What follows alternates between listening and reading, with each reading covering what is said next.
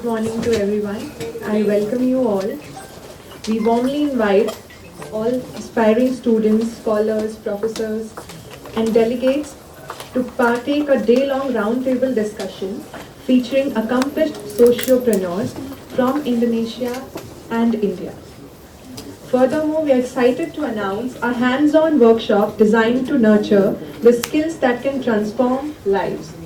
It is time to channel our efforts towards creating positive change where entrepreneurship and social responsibility coverage.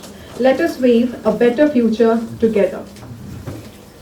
Our day-long seminar will coverage on the following themes.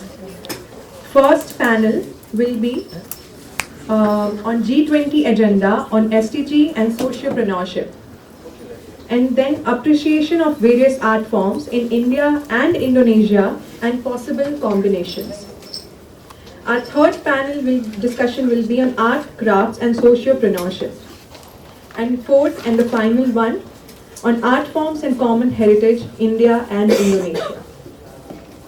Before we begin the event, I request you all to please stand up so we can have a national anthem.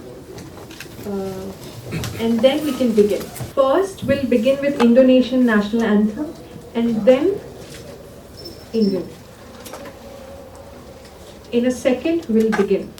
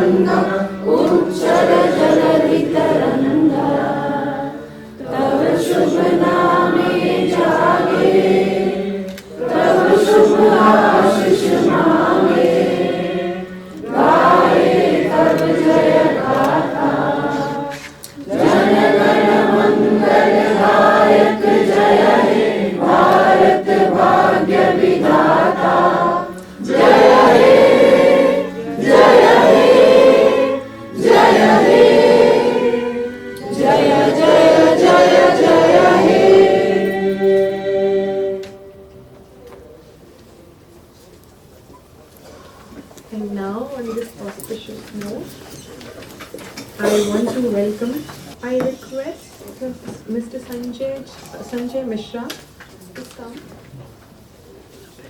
for Ved part. Harihi Om Sahasrasi Rekhaha Purukhaha Sahasracha सहस्रपाता सभूमिगुं सर्वतस्पृतवात्यतिष्ठदशाङ्गुलं पुरुष एवेतद्गुं सर्वं यद्भूतं यच्च भाव्यं त्रिपादस्य उदयित पुरुषः पादोषेहा भवत् पुनः ततो विराडजायत विराजो अधिपुरुषः सदाथ ओम शांति शांति शांति.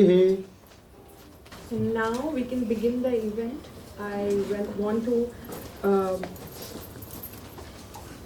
request Mr. Gautam Jha sir to please come on stage on the podium for the welcome speech. Good morning everyone. Selamat pagi semuanya. Tamu-tamu dari Indonesia.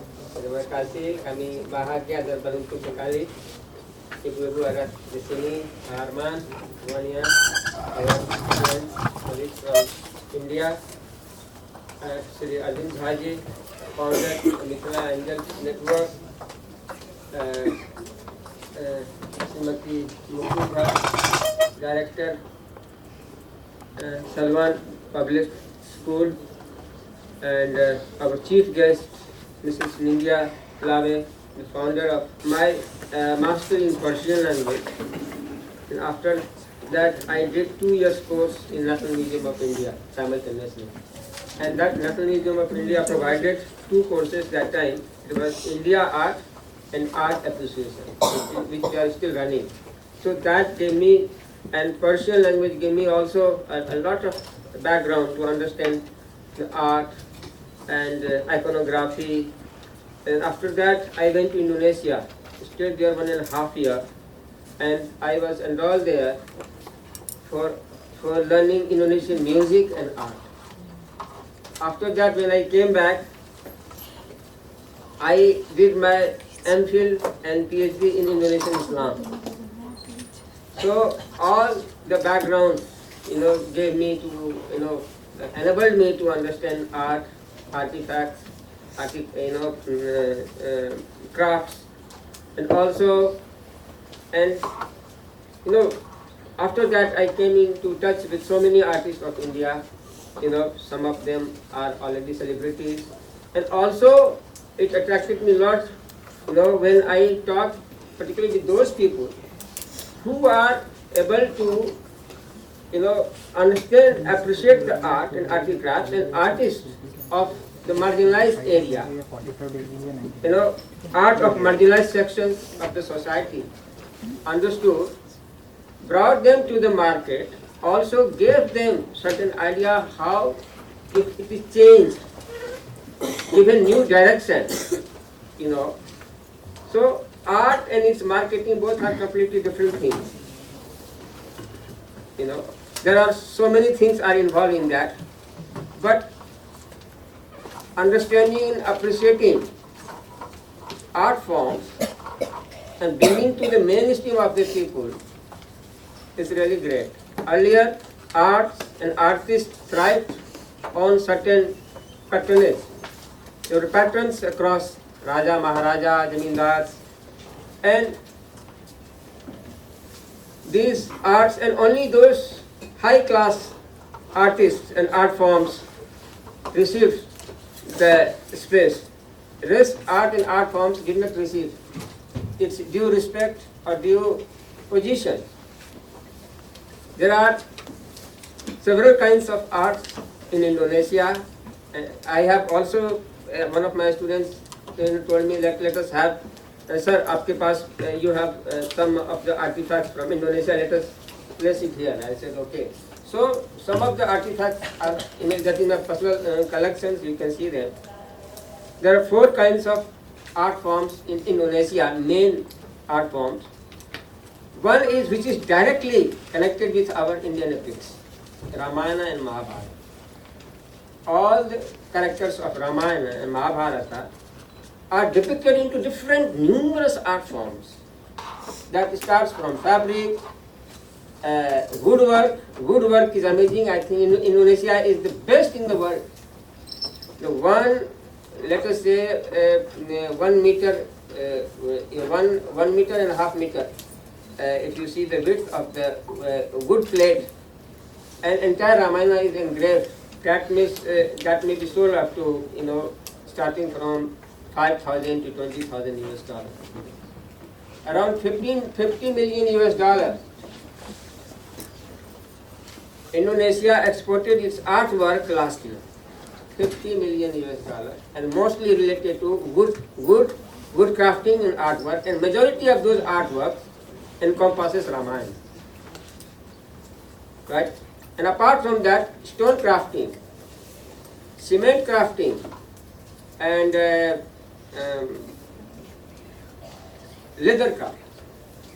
They have other puppetry artwork. Puppetry 70 to 80% focuses on Ramayana and Mahabharata. You see the puppetry artwork, they are simply amazing. Right? And rest,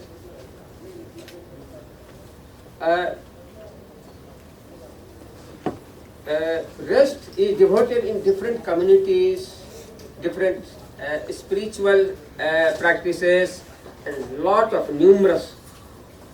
Indonesia is made up of 17,000 islands. There are 15-20 islands which have different diversity if you talk about art forms. Right? Mask is another field in Indonesia. India also have different states have different mask styles. So, and different, these art forms also represented in different modes. That since we do not have much time, because this entire workshop seminar is devoted into sociopreneurship, but my effort is that if this rich heritage of India and Indonesia is combined, and we have enterprise, socio-enterprise, the person who made a dynamic thing in the society, they are here. If we can combine, for example, Mithila art and art of Indonesia and different states, islands can merge, it can be a joy, simply. And also, the students who are here, particularly my students, I see the opportunities are immense. These two art forms, India and Indonesia, I think most of the art forms are least sold in the world, as far as I know. So both these countries, if channeled together, we have bilateral investment in this field, and all artists are there, appreciators are there, promoters are here, so we can do a lot of work. With these words, I welcome all you for this one-day conference, and hope after this conference we are able to bring out a kind of monogram or book on today's work, and all the artists who have come here, those who will be involved in the workshops, and we will make a small group, and we'll further explore this with the help of all you who are here. Thank you.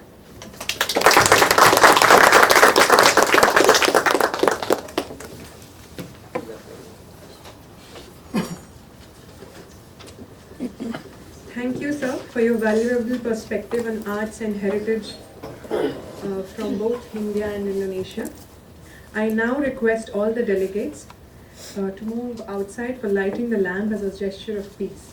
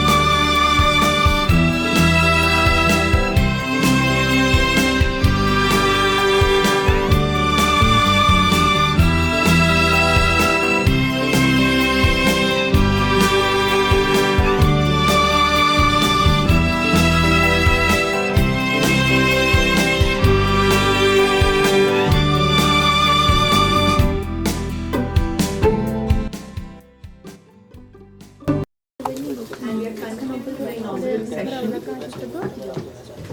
For the facilitation of the guests, I want to request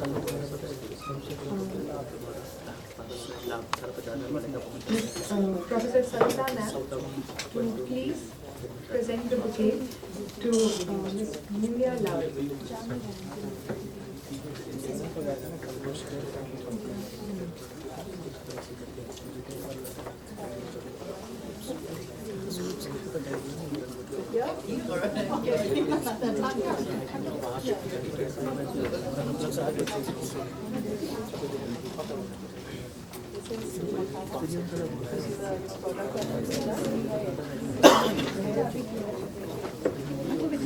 Sir, I would request you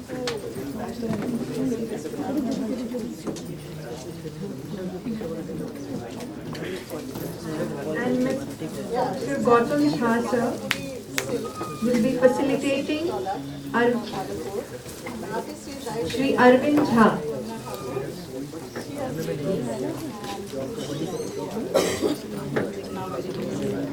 I request Shri Arvind Jha sir to please come in front.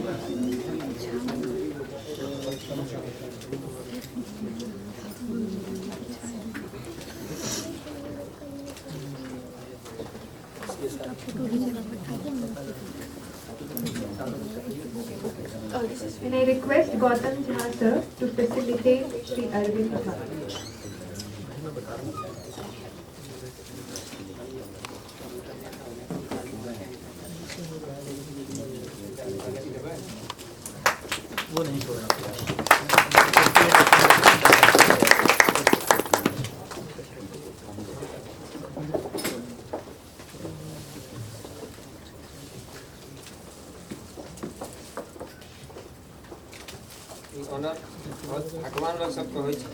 Shri Arvind Jha sir is a senior technology executive, investor, mentor and founder of Mithila Angel Network. photographer, please.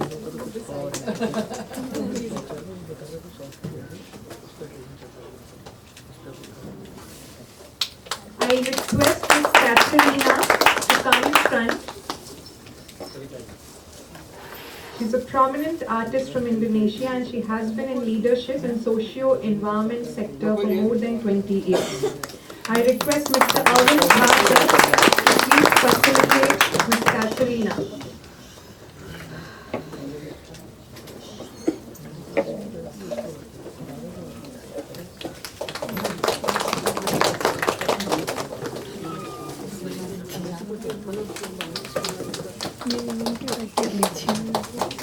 ताली बजाए बच्चे बहुत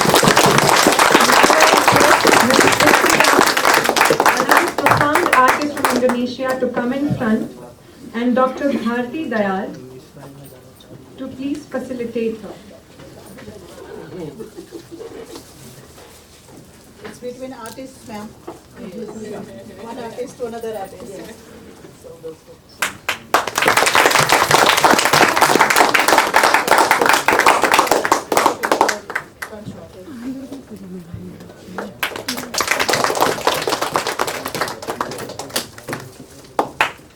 Now I request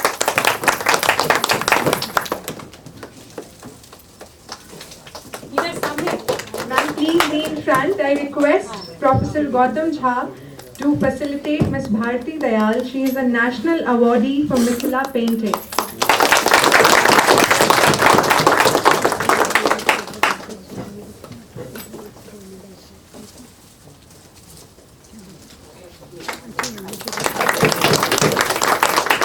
Now I want to request Ms. Seema Singh to come in front.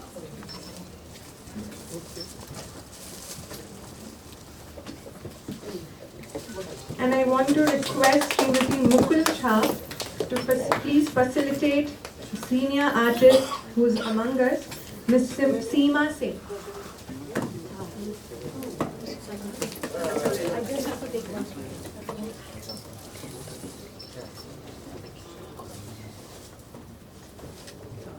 Thank you.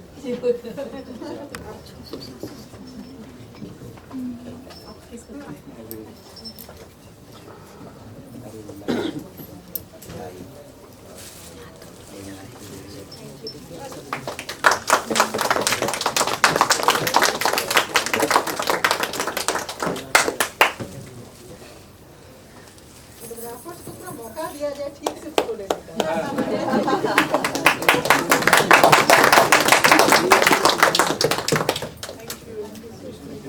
Now I request all the delegates to be seated.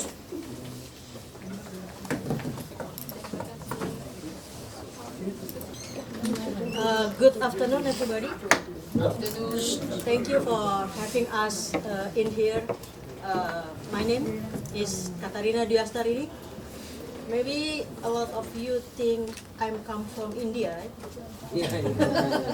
My face, my name is also looks like the same.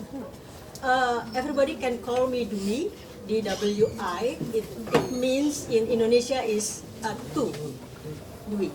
Yeah. In India also. In India also. Yeah. Thank you. Yeah. Together with me is my colleagues, Miss Adindia from Lawe, and also Fitria from Lawe, and Mr. Arman from Embassy Indonesia in here. Thank you. Now I am Katarina from Indonesia, and I am also National Coordinator of GFSGP Indonesia, Global Environment Facility Small Grant Program, and I'm founder of Teras Mitra. It likes the NGO, non-government organization in Indonesia that consists of community that focus on environmental things. Initially, Teras Mitra was a marketplace, like the marketplace for the community. That the community is a group of people, a group of community that already receive grant from GFSGP, from GF, from Global Environment Facility Small Grant Program, that implemented by UNDP. I think in here also they have GFSGP program. And here my colleagues Manis from GFSGP India. This the market, the first beginning when we developed the Teras Mitra on 2011. This is the marketplace for environmental communities, grantee partners of GFSGP. One of them is Lawe. This is our partner since, I think before 2011, I think around 2006, we joined together when Yogyakarta and Kuala. As the marketplace, we are trying to collect the product. We are trying to market the community product to everywhere. But we face the big challenge for doing that. We face we didn't have enough capital. We didn't have enough market access to going to market their product. Therefore, when we developed the Teras Mitra from beginning, we classify the product from community into 4 categories. One is craft. Second is food product. Third is ecotourism. And fourth is knowledge. A lot of knowledge from the community. A lot of the things, a lot of the creativity, a lot of the anything from the community. So we try to collect all of the knowledge from them. And we also built like the application, the apps you can download from Android. But this is still when 2011, and I think right now the apps is already collapsed. They are not application for marketplace from Teras Mitra. We built the application for marketing, but once again we failed because we didn't have enough capital to buy the product and also sell the product to the market. After the long of journey, after the 11 years, we realized that our strength is in managing the knowledge of our partners. By doing so, we can help create sustainable community and also contribute to the achievement of the SDG. Local action, we have the motto from the GFSGP is local action, global impact. So right now, Teras Mitra is like a group of people who are united in our dedication to building citizen safety and environmental resilience to realize the community full potential and improve their life through our strategic network and knowledge sharing management. Our vision is build the environmental resilience through social entrepreneurship and knowledge management from a support network. And mission is citizen safety, environmental resilience, and conduct community empowerment and knowledge sharing. Okay, back to SDG. Yeah. To address the SDG through sustainable fashion, Teras Mitra plays role by connecting sustainable fashion with community development and also climate change. And this our effort to contribute SDGs goals. Okay. Teras Mitra Sustainable Fashion Initiative will support 2 SDG number 1, no poverty. We conduct we empower local artisans in sustainable fashion. SDG number 12, we also support responsible consumption and production. We advocate for eco-friendly materials and practice. All of these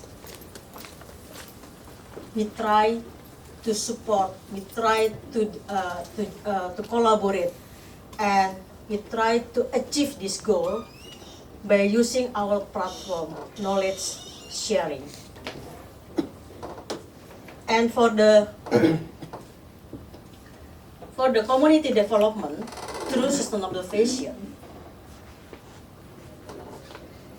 we support SDG number 11, sustainable cities and communities, by support local artisans, boosting community economy, and strengthen the fabric of sustainable urban living. And SDG number 3, good health and well-being, focus on safe and eco-friendly fashion, promotes healthier living environment. Next. And for the climate change mitigation, as we are from the GFSGP, we also should mitigation for the climate change through the sustainable fashion. We are encourage artisan to using the sustainable fashion materials and processes by natural dye and so on. And this is a sustainable fashion workshop. We have a lot of the workshop for the sustainable fashion using the TM Academy program. We have a lot of the Weaving for Life program, natural dye training in Nusa Penida and Wakatobi, and a lot of the area in Indonesia.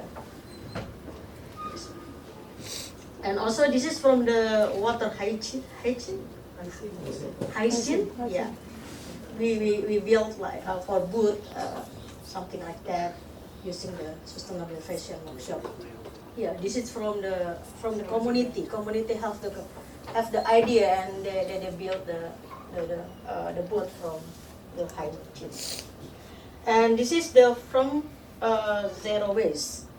Maybe a friend from Lawe can explain about this one.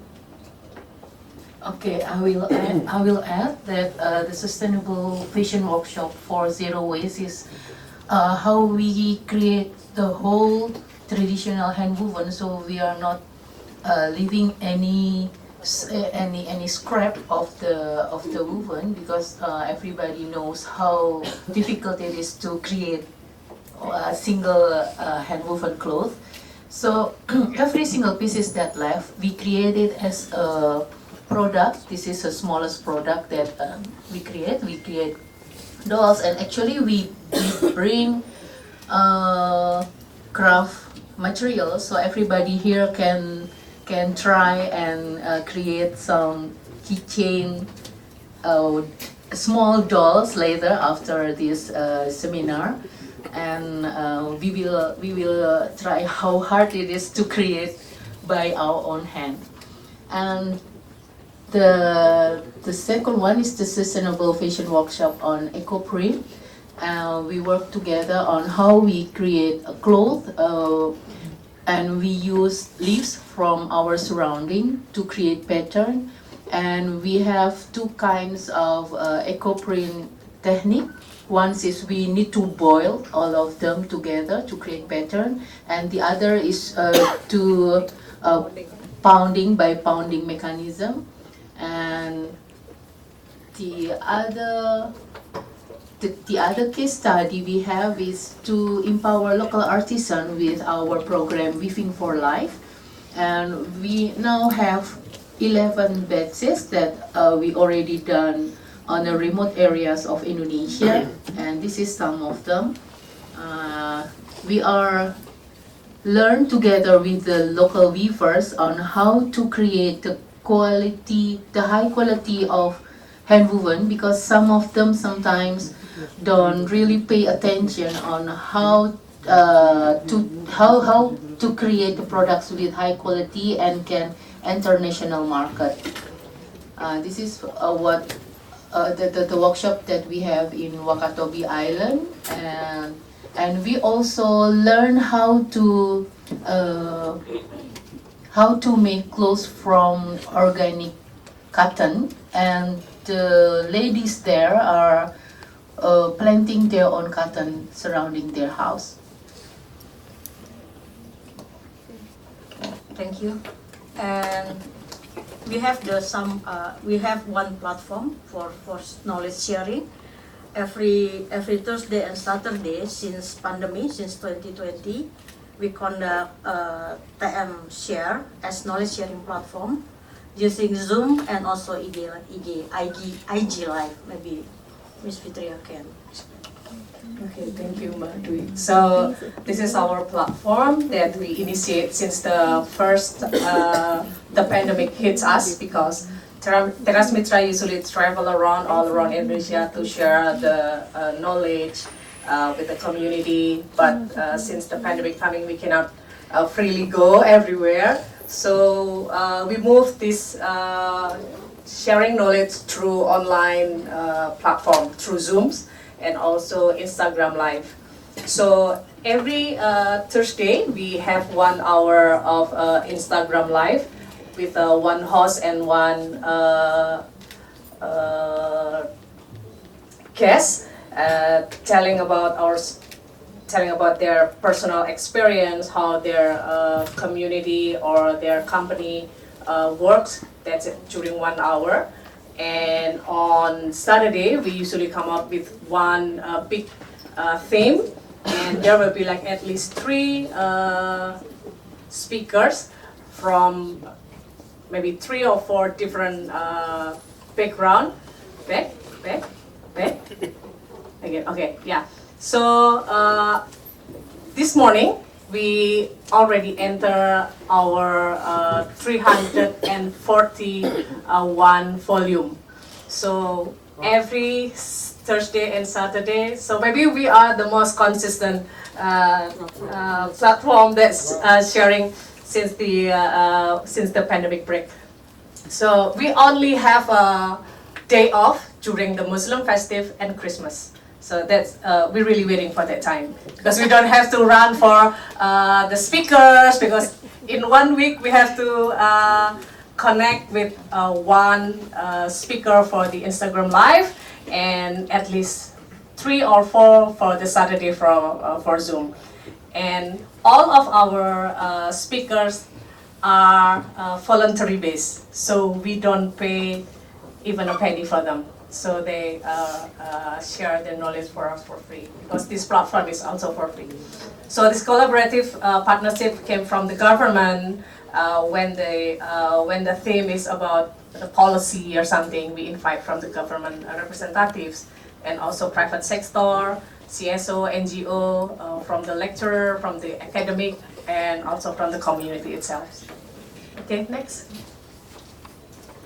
And until last 2 weeks, we already, the participant is almost 10,000, and the resource person is more than 1,000 that are voluntary based. And we already sent until today 341 team.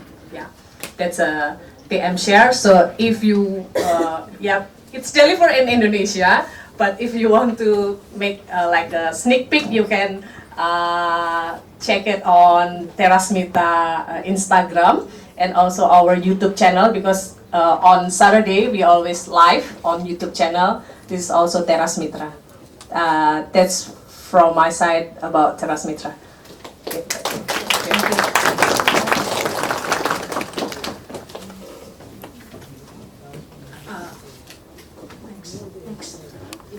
Okay, before. Yeah, before that. So we also support for the sustainable fashion. We also collaboration with designer. This is from the young designer that use the material, the traditional weaving from surrounding of Indonesia. This is from the Timur Tengah Selatan, South Timur Tengah, from the East Nusa Tenggara, and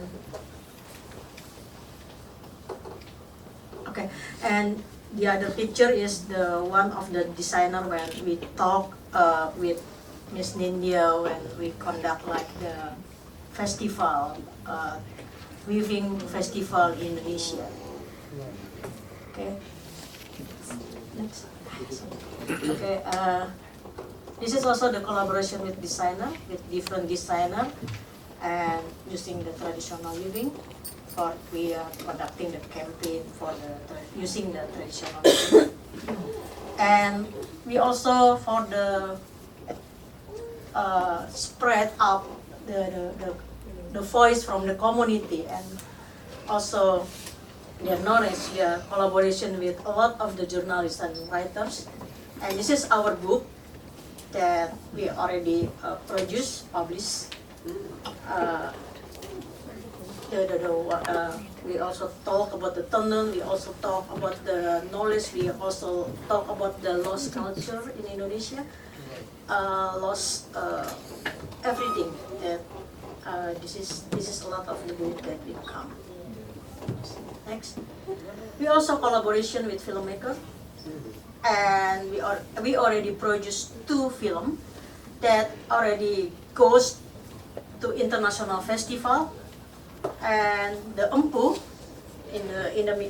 the 3 women talk about 3 ladies in remote area of Indonesia, and we got more than 17 awards from international film festival. And the other is Sajengkal, a little twist. We got 3 international festival. This talk about the man weaver. Because in Indonesia we still think that weaver is woman, not man. So this is the movie talk about that. And okay, back to Miss Lydia.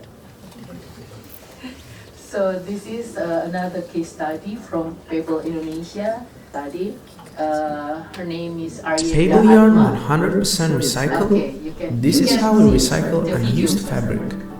The process starts with collecting textile waste that is then sorted based on color, so there's no need for a re-dyeing process. After the color sorting process, the fabric is ready to be cut into small pieces. Once the shredding process is complete, it becomes a fiber. The fibers are processed into yarn using a carding machine and spun to become a yarn. Once the yarn is ready, the recycled yarns are transported to our community to be weaved to become new fabric. The weaving process can take several days to complete, depending on the complexity of the design and the size of the fabric. The weavers carefully guide the yarn through the loom, creating intricate patterns and textures that give the fabric its unique character. Sounds pretty complicated, right? Recycling indeed a long process. But comparing of how much waste and water we can save, it is rewarding. But comparing of how much waste and water we can save, it is rewarding. Here we go.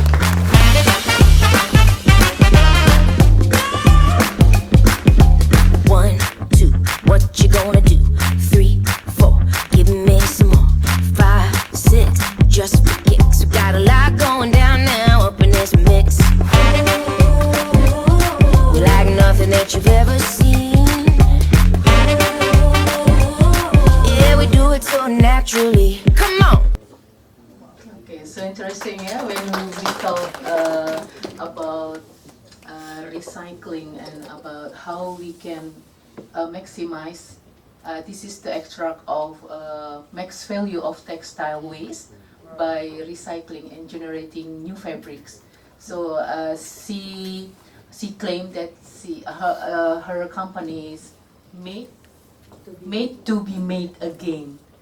So in Teras Mitra, we try to promote the sustainable fashion with the developing of cultural, traditional, hand-woven, and also the use of organic cotton, or also using material from the surrounding, of course, about the non-chemical, the natural dye. Also, we always promote that.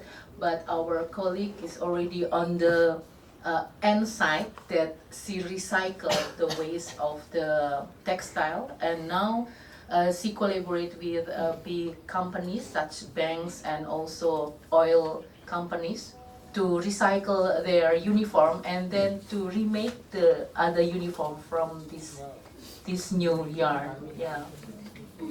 Yeah.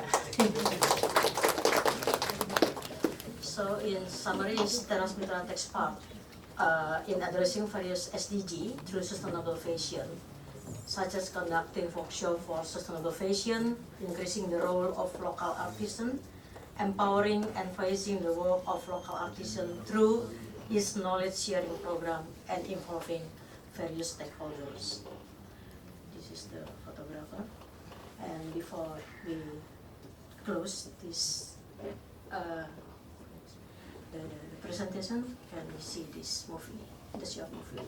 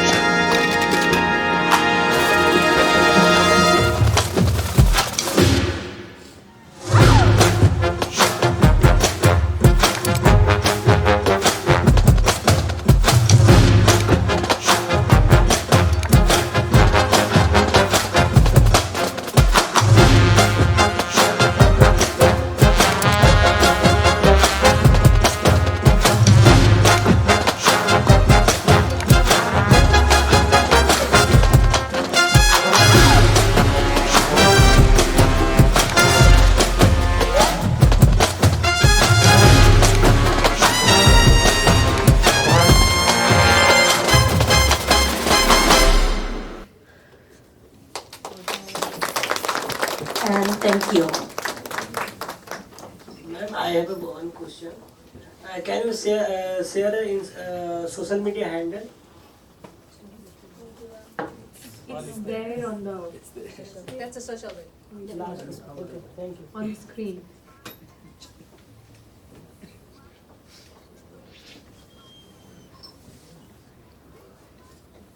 It's lazy, so you can read what it is.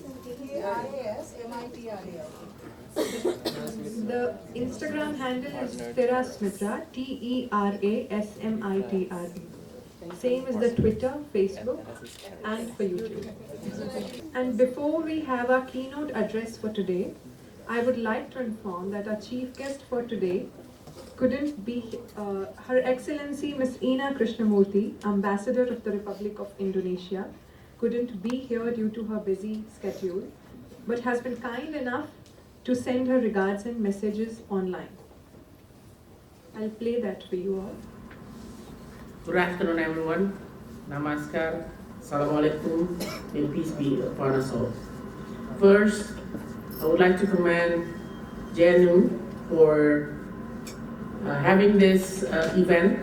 It is the second year collaboration with the Embassy of Indonesia to have such an event, which highlight the efforts to achieve sustainable development goals.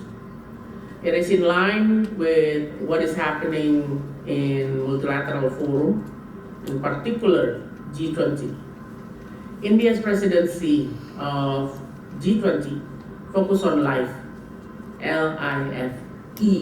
Last year, Indonesia's presidency highlighted on sustainable living. All have some same concept, which is living while striving and thriving, sustainable development. Not adapting, not mitigating, but living, thriving, and striving the current challenges to achieve sustainable development. Secondly, today's event is also very timely, as it will talk about the role of women in the real sense, particularly the one-side story of women-led development, another priority of India's G20. Women sociopreneurship are manifestation of women helping women, and the complete circle would become women-led development. As sociopreneurs are individuals who focus their efforts from the outside of the social vision and mission that they have chosen.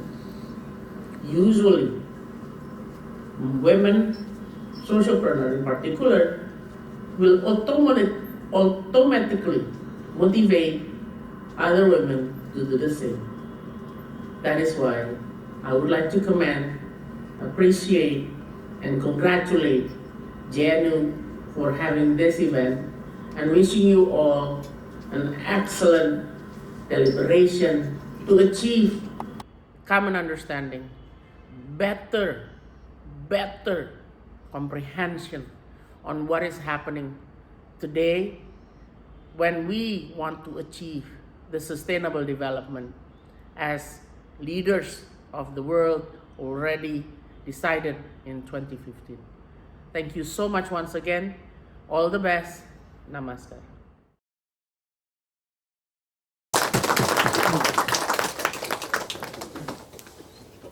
And with this, we'll now have our keynote address. And for that, I request Sri Arvind Jha, Senior Technology Executive, Investor, Mentor, and Founder of Mithila Angel Network, to come and share his valuable insights.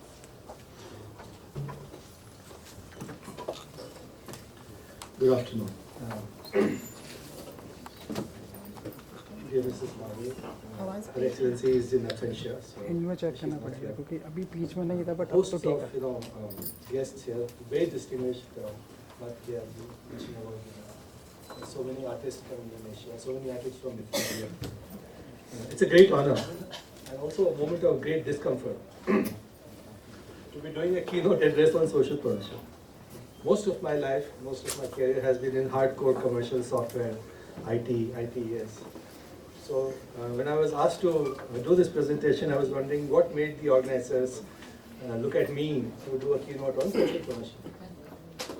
Perhaps in the last 5 years, I've been focusing a lot on Mithila region through our Mithila Angel Network, which aspires to build up capacity in a very impoverished region for jobs, for IT, ITES capabilities. We are setting up a student incubator in Darbhanga. We are trying to do a little marketing campaign for women entrepreneurs, especially handicrafts, arts, the kinds of things that Terasmita has tried since 2011, for example. Maybe that has been viewed as a sufficient enough proof that I have credibility to talk about social entrepreneurship. So thank you very much to the organizers for involving me. The declaration that they recently concluded G20 has very strongly reiterated G20 commitment to sustainable future. I saw multiple references to empowering women, entrepreneurs, artisans, artists, craftspeople, and to build platforms to promote women entrepreneurship, business growth, employment opportunities in all sectors of the economy through vocational education, capacity building, mentoring, access to concessional financing programs. Ma'am, you talked about the challenges that Terasmita faced on marketing side because of lack of capital, for example. The G20 talks about Women Entrepreneur Finance Initiative. They call it WEFI, W-E-F-I, WEFI. Okay, and there is a clear, unambiguous call to promote women's financial inclusion by integrating women, particularly women entrepreneurs and MSMEs, owned and led by women into the formal financial system. And by strengthening their access to low-cost, convenient, need-based, sustainable finance through digital finance and other tailored financial services such as microfinance. All this resonates very strongly with me given my own involvement with rural artisans, artists, craftspeople, weavers, sculptors, painters, through a very small investment I had made in a startup, which was aptly called worldartcommunity.com. This community has almost 10,000 artisans and artists and craftspeople from India onto a platform very similar to the Terasmita platform that you talked about. And it tries to promote the consumption of sustainable art products from all over India and perhaps some Nepal and Bhutan as well, to the Indian consumer sector through an e-commerce platform.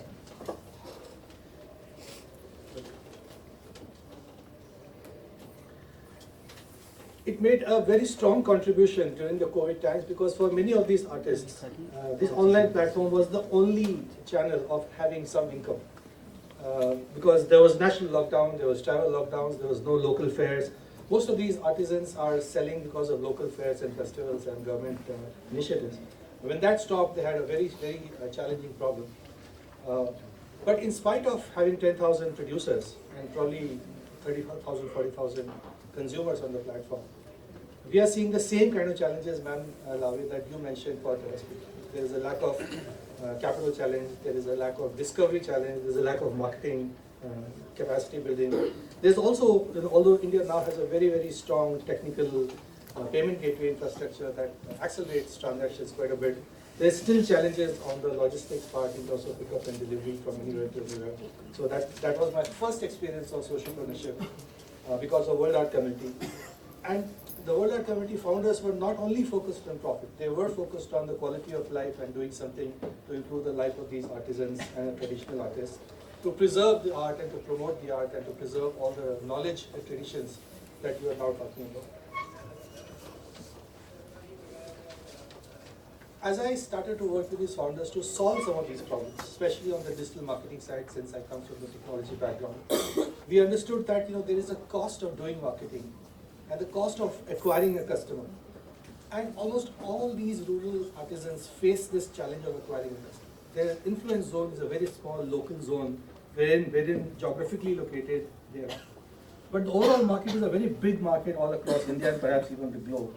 And it needs a little bit of government intervention, needs a little bit of support, needs a little bit of hand-holding to set up platforms that will facilitate discovery of the art products, the art traditions, the knowledge traditions, and the ease of transaction has to be improved before we can really drive. And I started to think about new technologies that are now emerging, like AI is emerging, machine language is emerging, a lot of data is now available, a lot of data science is now available, and how we can use a lot of these technologies to help discover these platforms. Just like you are doing these forums of engagement on Thursdays and Saturdays through Instagram and YouTube, you could also do a live streaming. E-commerce live streaming is very, very popular in China. We are seeing that. And I think e-commerce live streaming of these art and art products could be a very new way to promote some of these products. On the other hand, at Mithila Angel Network, we are dealing with another dimension of a community challenge as a sociopreneur. And this challenge is about massive migration of talent from that region. There are no jobs, there are no employers, there's no manufacturing. So pretty much all the youth people are migrating out of that region. And we are trying to take people back into that region through capacity building, through skill building on IT side, on IT side, through digital marketing side. There is a movement, you can see that NASCOM has done a report recently saying all of IT and ITEA should start moving to tier 2, tier 3 towns. Right? The tier 1 towns are getting very congested, very costly, it's becoming very hard, and now the digital experiences are all over. During my travels to the region, I find that most of the youth people, their education levels may be very low, but their skill sets on YouTube or TikTok or Instagram or any of the digital platforms is very, very high. That tells me that if we can introduce capacity building programs and training programs which will teach them how they can channelize their energies, how they can channelize their talent for digital into more traditional marketing, sales, support, customer support, and more IT-enabled services, I think their distraction from just consuming content will go away, and more productive content creation or more productive efforts on digital can be brought in. There was an exhibition that we had organized at one of the startup incubators, and 30 plus women entrepreneurs had participated. They were making all kinds of fabrics and lac products and sickle products and metalware and craftsware, and most of them were struggling with marketing and branding and discovery and packaging. Okay. So now with digital technologies, if you can start building communities of experts from the tier 1 towns who are willing to mentor, just like you have this forum, mentor these rural artisans into how to do discovery better, how to do packaging better, how to do shipment easily, then I think we can start to make a huge impact on the lives of some of these rural enterprises. So you can see the challenges in both India and in what we have experienced and Terasmita and what Indonesia has experienced seem to be very similar, in some cases. And I think that this is a very timely moment, as Ambassador has said, where we can start talking about what can we do together to start to address this problem.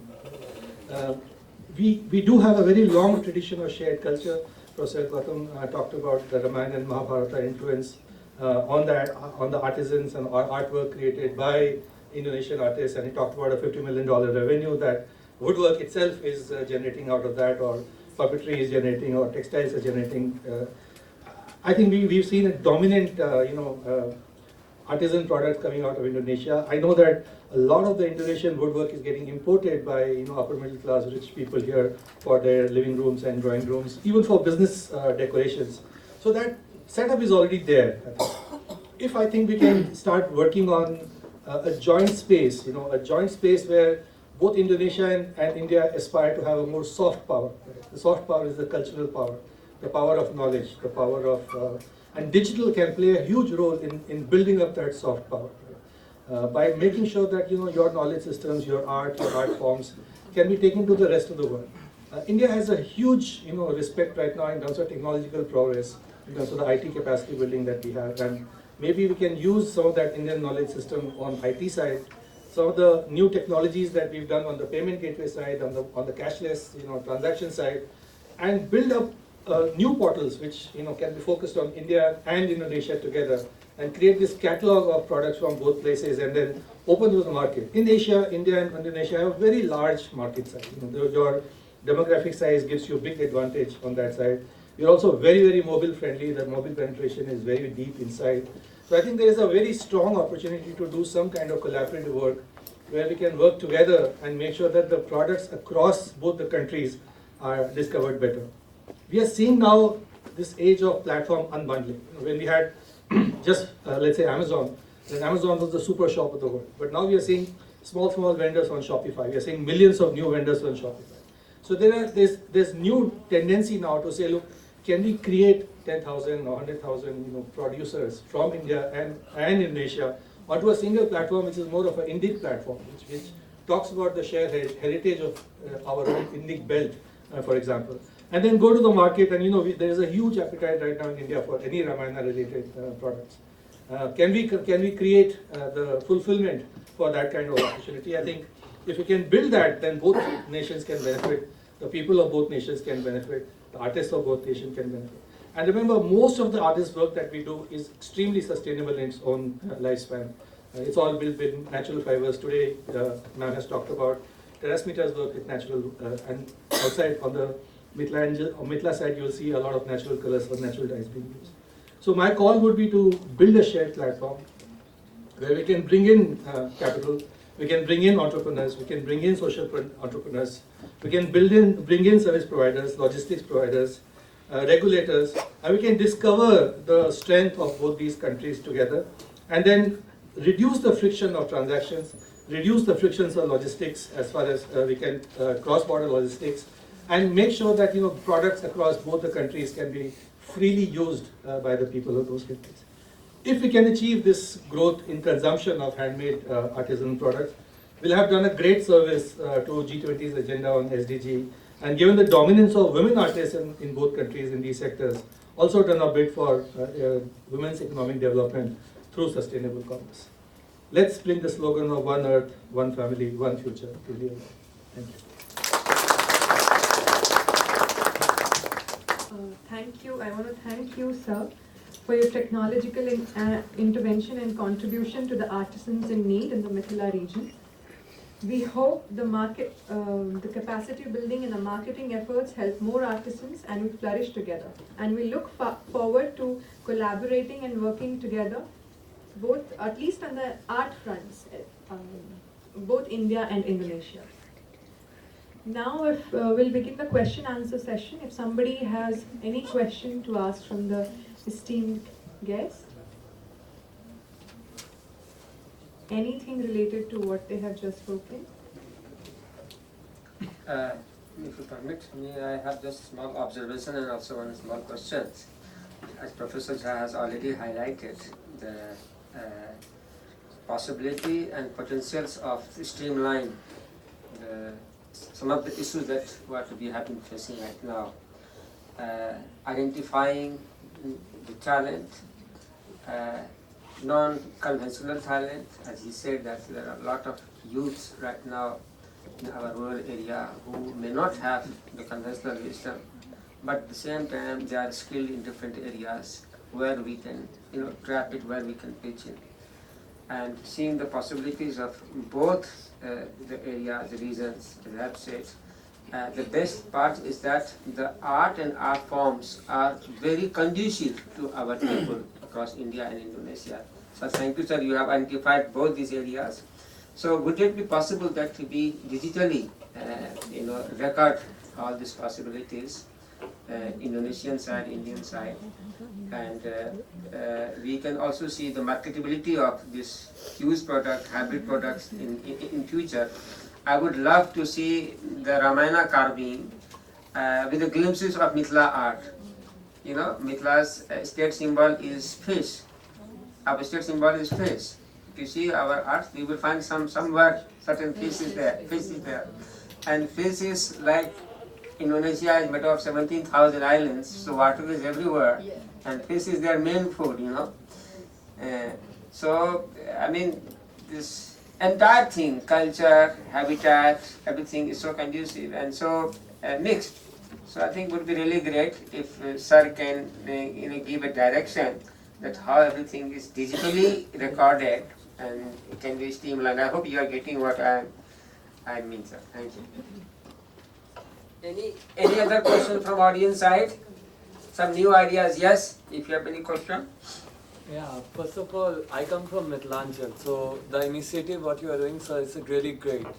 And being part of Mithilanchal and being a part of JNU and other institutions at the same time, I want to know basically what can we as a student do for it, because such kind of initiative like ISMA and GOES can make a huge change, not only in our society. Our government is focusing on MSME and different products. Even like big market players like Amazon, Flipkart are doing such kind of works, but people like you can make a huge change, because we need people. You can do a real connection. I can talk to you. I can't talk to the Jeff Bezos and different person out there from Amazon, Google. We can make a change. So people like us, like our students, our batch can do some kind of work for you. Like either it can be intensive or either can social work. We can call it a volunteering thing. So it would be great. So if you can do something like that, Gautam sir is here, you can just contact him. I am ready to work. I am ready to work for Mithilanchal. I am ready to work for Krishna Foundation. Thank you so much. No, we will have a discussion with Professor Gautam and we'll see how we can use the talents that you have, obviously. I think the artisans there, the rural artisans, are desperate for, educated, younger people, more digital savvy people to come and help them, come and talk about their products and talk about their knowledge. So if we can find that formula, then we'll be able to achieve something together. So thank you for that offer. We'll take it.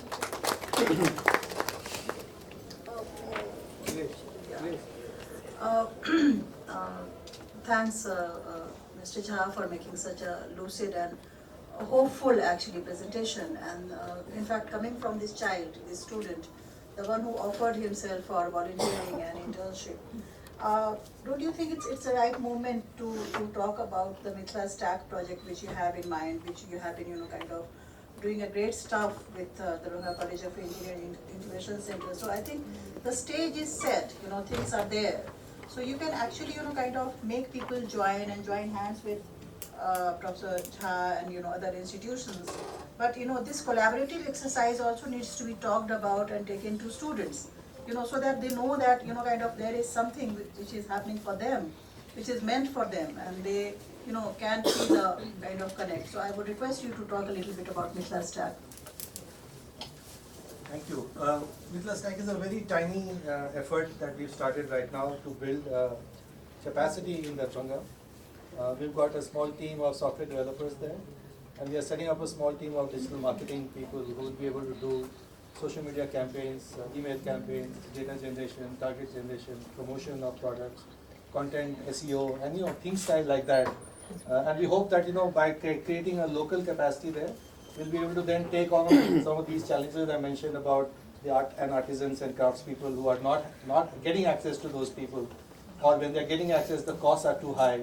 So we try to create a balance between the resources, the cost, and the need. So it's a very, very small effort that started just about 15 days ago. Let's see how it goes, and if Jhanki permits us, then we should be able to report a much better status next year. I would say this is not a small thing, but it's a wonderful thing you're doing. It's not a small startup. It's a wonderful thing you're starting doing. Thank you, sir. Yeah. Well, I am among them. I know how much they are facing all these challenges. And also I would like to request, in fact, Seema, Miss Seema Singh, who is amongst us. I mean, she's doing a lot of great stuff with women sociopreneurs through her organization Roots Tale, right? And doing a lot of this is not only profit driven, right? There is a lot of a social angle to it. So we have, amongst us, a woman who is a prolific artist and a woman who has a sense of, I think, great, what we call sociopreneurship. I mean, these are the terms which sometimes, get greater coinage, but people have been practicing it all along, without sticking to the term or without, kind of getting that benefit of, okay, fine, I should be called a socialpreneur, but she has been doing a great stuff. So, I mean, Seema Singh is there. I think if you, especially for students, if you like to connect with her, talk to her, get to know what is she doing, I think you should get to meet her. And she has a great stall outside for, I mean, she is preparing all the natural colors. She has brought all the stuff, and get to know how, these things are done, and also about her endeavor. And Dr. Aditi Paswan, Assistant Professor, Department of Political Science, Delhi University, to take her seat in front. So here, can we bring the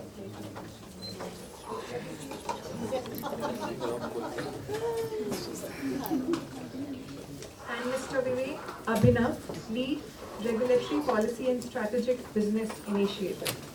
So please come in front and take a seat.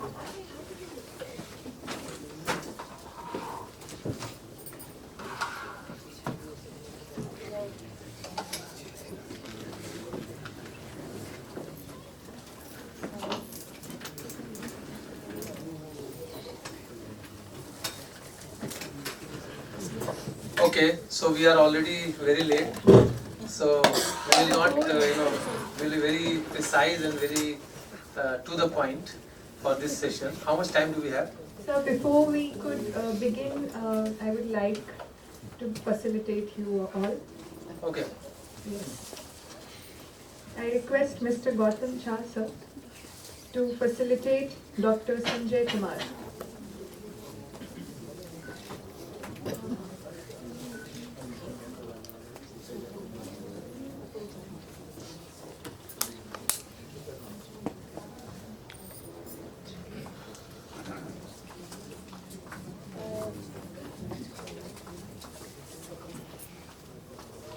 I will also invite Mrs. Sita. Please, ma'am, please. I request. And I insist.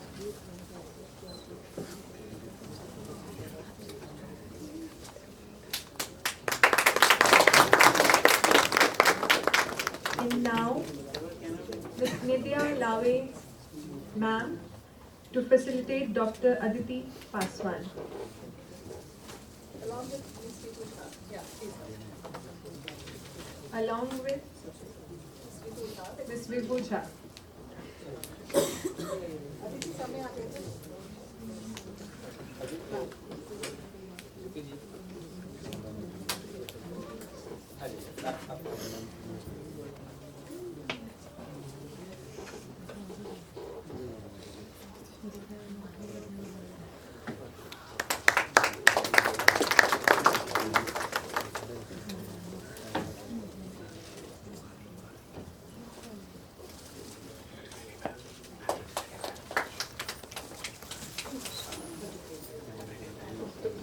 And now I request Ms.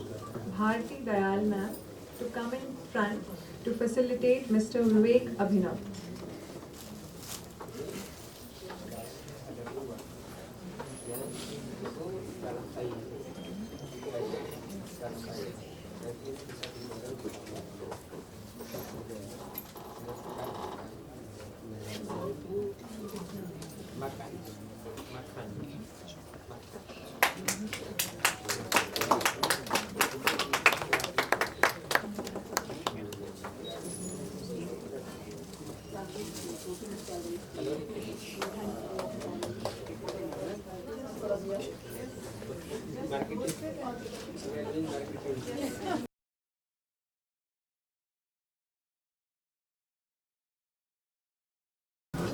Okay, so many thanks to the organizers and the artisans from Indonesia and India.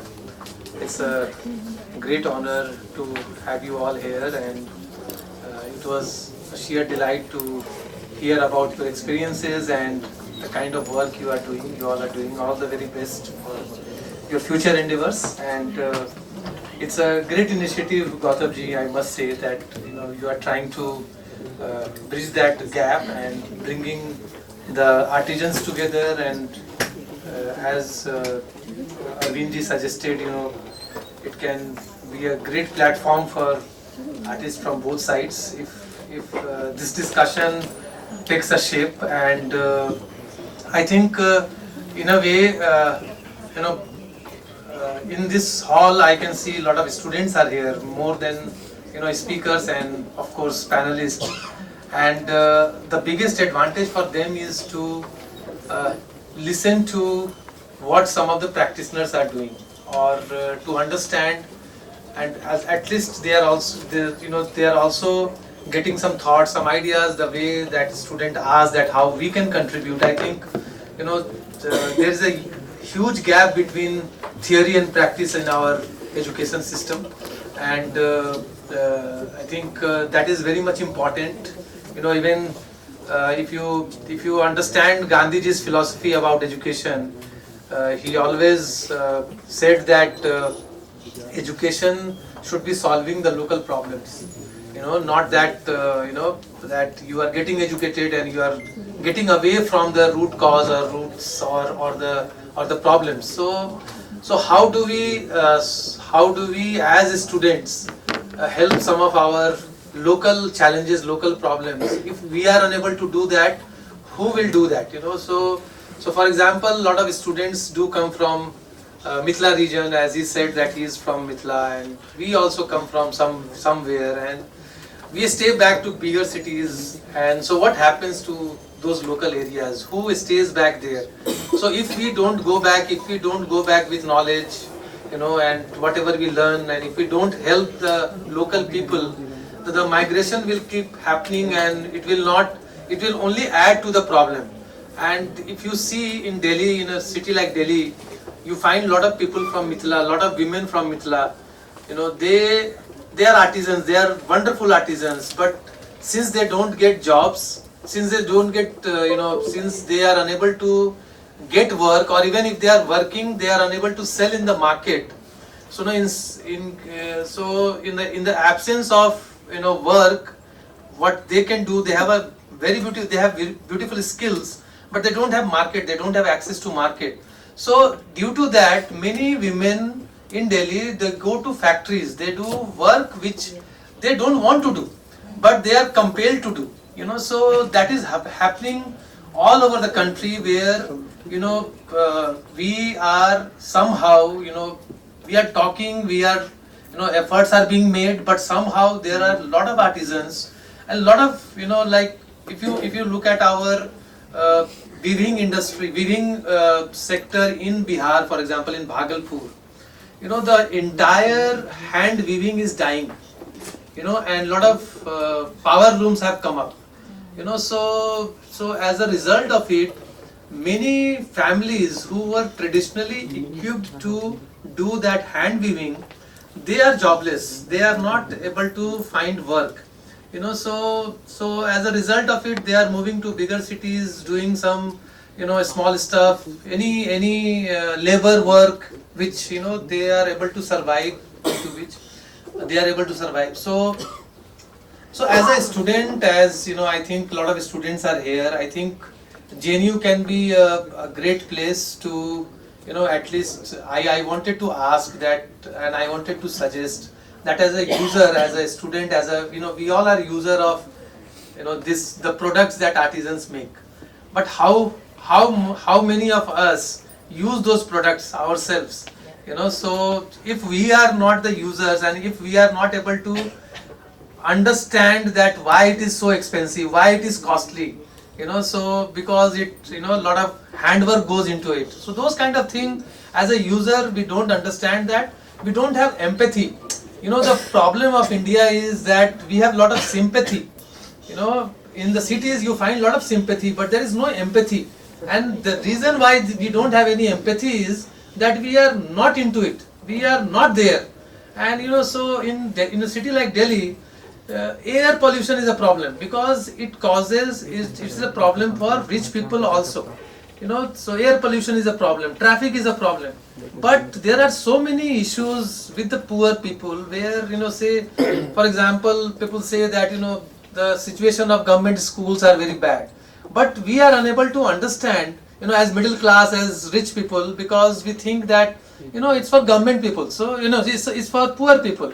So there is a lot of sympathy, but there is no empathy. And the people who are suffering or people who are on the other end, they are unable to, do anything because they lack agency, they lack voice. So there is this disconnect. So as a user, I would suggest, as a student, you should definitely understand the problem much deeper. You need to understand, you need to empathize, and then only if you get opportunity to go to field, go to field and work with NGOs or work with artisans for some time, use their products and just understand why it is so expensive and why they are not able to market it. There are so many issues, there are so many issues you need to understand as a student. So I will stop here. I would like the co-panelists to share their experiences. I know Aditi has worked and has been working quite a lot with artisans in Madhubani area, like entire Mithila range. So I would start with her, and then I'll come to the next panelist. He has some experiences from ODOP from UP. So he has worked in that, and we would also like to understand his perspective. He is currently working with Reliance. So yeah, so Aditi, why don't you start and then we'll take it from you. A very good afternoon to all of you. Namaskar. And it's an absolute pleasure, Gautam sir, to be here again. And thank you so much for inviting me. It's like always homecoming. When I received this Mithila ka gamcha, I felt home. Savita ma'am has been like a family to me. Sanjay sir has been my mentor, has always, sir, you have inspired a whole lot of generation from Bihar. Your journey has been inspirational, and I just met Vivek sir, who has been helping me with the elections in some way. So a very warm welcome to all of you. I'd like to play a video and then I can continue.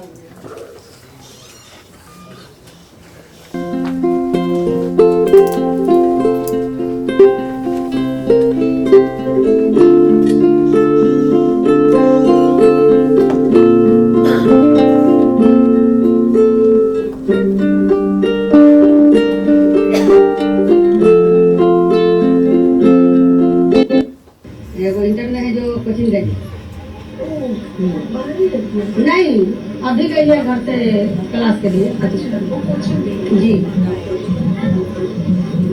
अरे कितना अभी होगा बढ़ 100-200 होगा 100 आदमी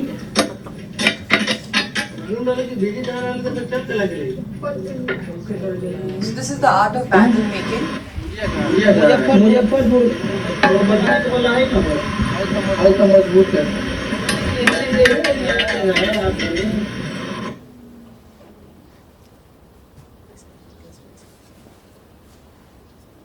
This is a Sujani art, which I have the diary. This is another form of art form from Bihar.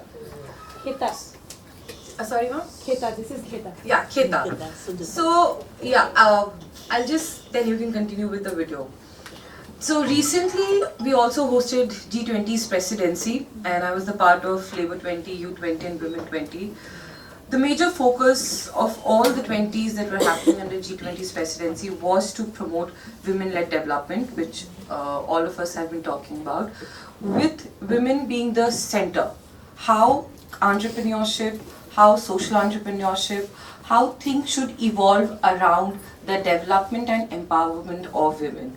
So, and this comes back, takes us to the very important topic, which is sociopreneurship. You know, government jobs or private sector jobs, they have an upper cap. It's not easy that all of us can get employed, and all of us have some culture, some history, and all of us need to work on that. So this makes me realize that how can we define socialpreneurship? So socialpreneurship can be something which is organic, something which can be sourced easily from the things around us.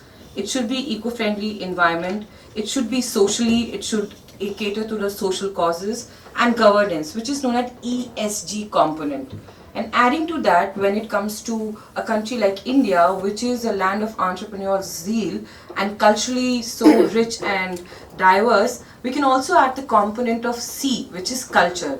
So socialpreneurship in India can broadly be defined with these 4 components or these 4 pillars, which can be ESG. For instance, the Indian government has granted the GI tag to Pashmina, now which is going to add an economic value also to the local artisan. The foxnuts or the makhana that we are getting, GI tag has been given to this. This is going to boost the foxnut industry back in our hometown. So this is the whole idea of socialpreneurship. Which is something locally available, we can actually work around it. And generally it's seen that, in all these work, we have a majority of women who are employed. So it is going to directly affect their employability, and when a woman is economically empowered, she has a role in decision making. She has a role in whatever, in education. So it is going to lead to a holistic empowerment of that women. And we are just doing one project by National Commission of Women, sir, which is on this topic itself. Social and cultural entrepreneurship in India, understanding the role of self-help group or microfinancing units. And the video we saw was actually a part of our field trip when we were in Bihar. We had a field trip for 1 month where we went and we did with Mithila artists, with lark making, the art of vandal making. And Jivika is doing exceptionally well in our, Jivika is one of the schemes of the state government in Bihar, which is to promote rural livelihood, which has been doing exceptionally well in Bihar. And we have actually seen the empowerment. And one more thing, when we talk about women-led development or women empowerment, I've realized that my idea of empowerment might be very different from their idea. My idea would be very urban-centric, that I'm going out, I'm able to pay my 50-50 bill. But their idea is the idea of izzat. I have some amount in my pocket, my husband is not beating me. I can have a role that my husband is not coming drunk home. I can have a role that my daughter is not getting married early. So that is their idea of empowerment, which is totally different from my understanding of empowerment. And socialpreneurship is going to delve into all these spectrum which are very unexplored, and it is going to give employment to every woman. I remember one of the women, she told me that, I'm very happy I'm able to pay income tax right now. It is and we all in urban center, we are just trying to save income tax. Let's get this, let's get that provision, SIP. So that is the level of, I thought, right now I saw that when women were engaged in a lot of things. I saw like this bouquet, I saw they had made a bouquet out of a local ghas, that long ghas, we have it in Bihar. So these are the things that you evolve and do it around. And when Labour 20 Summit had happened in Bihar, can you please play?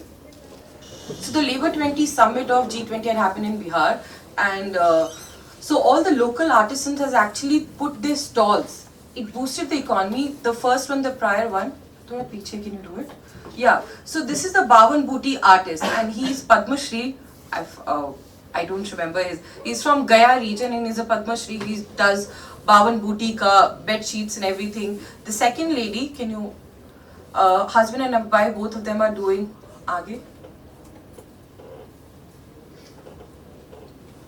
And there's this one lady who is very famous for her achar. She's called Jha auntie. So she's also Chachi, Kisan Chachi. So Kisan Chachi was there. So through these little art forms, how these women are now acing the women empowerment across the globe. Kisan Chachi was telling me that she sends her achar to everybody in America also, and she's quite popular. And plus I've seen on Instagram, ma'am was discussing about Instagram, how digitally it is so important, because we have a jha store which sells achar, pickles and everything. So how digital presence is actually going to give a boost to them. So through all these things we came, and there's this one weaving video, if you have it.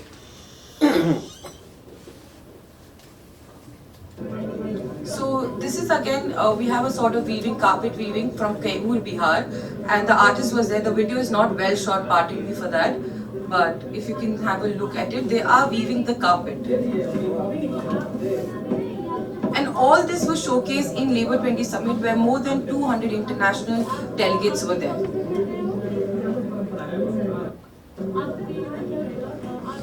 So we were taking small interviews of all these people. So this was the whole idea of socialpreneurship when we were talking about Patna and Bihar specifically. Then also in the second leg of our research, we went to Uttar Pradesh, where we were working with the Banarsi artists, and where we find out that Banaras, the sari, it's a very male-centric. The weavers involved are we could not find a woman who was directly involved with the weaving, but it was a male-centric. Okay, so it was a male-centric sort of a weaving that all the males were involved. There were women, but it was not led by women.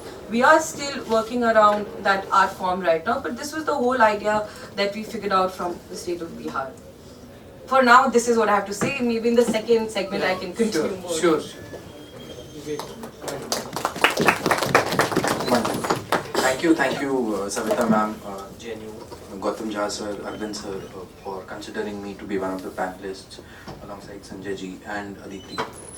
I would begin by saying a bit on the different G20 summits which have happened. The charter which was determined way back, I must say 10 years back, the Addis Ababa agreement or the Paris discussion, coming back to the India presidency. So we are actually at a cusp where we are at a midpoint, and while the baton goes to Brazil and before India it was Indonesia, I think India has a lot of potential when it comes to empowering the micro units functioning in the remotest parts of the country. I'll share a brief on my experience at Uttar Pradesh. Their flagship, one of their projects was One District, One Product, where I happened to be the advisory to Department of MSME. So this project, I'm sure you would have visited Banaras. So likewise, all the 75 districts in Uttar Pradesh were marked with one unique product of each district. You guys would have traveled to Lucknow. So chicken curry products are very famous. If you go down towards the Bareilly and the Badaयूं region, you'll find very intricate forms of art in Zari Zardozi. And to your knowledge, and I was astonished to see that this was being led by a group of women from the Muslim community who had been practicing the form of Zari Zardozi. It has been there for almost so many 100 years, or maybe more than that. It was a 1,000-year-old experience that they had to share. So it passed on from one generation to another generation.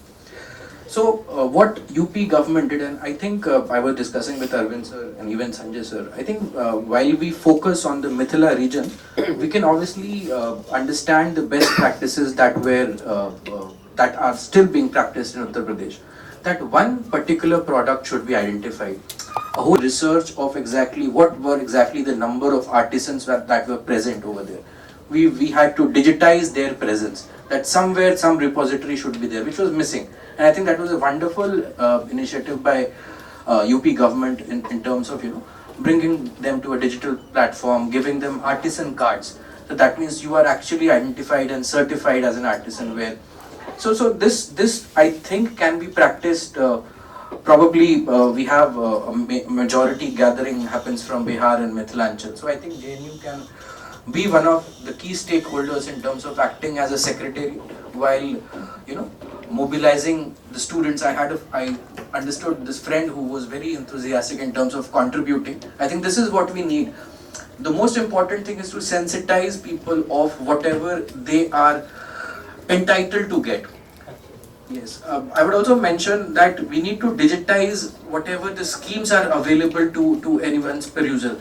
You would be astonished that any individual who is residing in any part of India is entitled in one form or other through a scheme in terms of social entitlement, maybe some cash benefit transfer, some sort of grain which can be given to. So everybody is actually they are entitled, but the fact is the community sensitization is somewhat missing. So we as youth, and probably I must not call myself a youth anymore now, I'm almost 30, 34. Yes, but I think the college students who are interested can, become one of very important stakeholders, to go to the community as a part of some project which can be jointly worked with JNU, and maybe the Mithila Angel Network can be one of the key stakeholders in terms of going to the communities, in terms of understanding what exactly are their needs. And it's a complete total effort of each stakeholder. Talking about my current journey with Reliance, I think so we are working on a lot of interesting projects on digital inclusion for women alongside GSMA, that is Global Services for Mobile Applications. It's a UK based body for advocacy of mobile and electronics alongside Dalberg. So we went to Rajasthan, to impart some form of digital literacy, because we are very, our percolation in terms of handheld device. Everybody almost everybody has a Geo phone or maybe Geo internet. Even you go to the remotest part of Bihar, you will find, so they got empowered in terms of, while internet became cheaper. Now the onus now is on us as all the stakeholders. Maybe this whole topic happened to be the public-private partnership. I think it is everybody's responsibility in terms of sharing the best practices, and while the G20 presidency has ended, but the real task now begins in terms of implementing what was discussed, and it should not die down after a big event. It should actually now replicate in our discussion forums, and this is how actually we can contribute towards self-development and community development. Thank you. Thank you very much for sharing your perspectives and insights. I would like to ask Aditi that you did show, it's not, I'm not putting you on the spot, but for everyone, there is one Kisan Chachi, we have been hearing about her since last 10-15 years or so. Yeah, how do we produce hundreds of Kisan Chachis? Like Amitabh Bachchan. So how do we produce, like how do you not produce, but how do we facilitate or implement things? What do we do to produce or bring up hundreds of Kisan Chachis in Bihar or in India? And similarly, we keep hearing about one case study, one best practices. How do we go beyond that? Do you have any thoughts to share? So sir, on my recent visit, there's a Mithila Art Institute which has been actually recent, maybe 2 years back, has been opened in Mithila region. I remember I met Dulari Devi in 2015 for the first time, and I met Padma Shri Dulari Devi ji this year, August. Within the span of 8 years, the confidence that she was oozing out when I met her right now was much better than all of us combined. So that 8 years of her journey, because of lot of factors, because of people that went to her, she started painting, she got Padma Shri also. So it was a journey, it was a process that she underwent, and now she goes to that art institute and she is giving training to, I met hundreds of students, young women actually there, married women, coming with Gungat also and learning that. So I think that process has already started. It will take a while. If we talk about, then we need training. I feel that personally, people like us who are, we don't want to leave Delhi and stay here. Especially for my case, I have too much attachment. But people like us, if we go to our hometown and we are, because it's a community engagement program, it should be driven by the community's feeling. As you said, the lack of empathy, that is still there.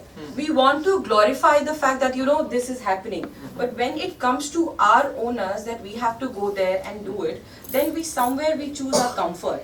So as all of us, as that young boy said that, he's willing to do, we all also should go back there, give them hand holding. In Nagaland also, sir, I went, and you have Naga chilies. I met a lot of women who has been working, but they don't know how to market it. And then there I met a Sweden guy who knew how to market it, took it, and now he's selling in Sweden. The same chili. So the problem is with the hand holding that we need to provide to all these, an entrepreneur, and second, the most important, I think we need to elaborate and we need to expand the definition of entrepreneurs. Entrepreneurs are not just who are digitally driven like app and everything. All these women should come under They should be called sociopreneurs. They should be called cultural entrepreneurs. Once we do that, then there are a lot of policies by MSME Ministry, Women and Child Development, which needs to go there. So for that, we need first, all the women should have JAM Trinity. That is the requirement. We need to equip them. Then education is very important. Yeah. Hand-holding, marketing. Yeah. So it's a lot of things. Yeah, I think education is also key because we still, in a state like Bihar, take Bihar for example, since we have been talking about Bihar, so Bihar for example, the quality of education is so low that if you take government schools, so about 60% students go to government schools, and if you see the condition of government schools, the kind of teaching they are being imparted or they are getting, the students, it's very bad. So education is very key, and education brings agency, and we all are product of education. We all are sitting here because of our education. It's very simple. So instead of just talking about people at higher age, like of artisans and things like that, how do we also teach their kids so that they don't get into the similar vulnerabilities? So that is also very important, that their families need to diversify. It's also important that the tradition remains with us, and at the same time they are empowered enough to choose, not that kind of the way we see the weavers in Bhagalpur, they are so vulnerable because they have lost the entire industry is dying, bleeding.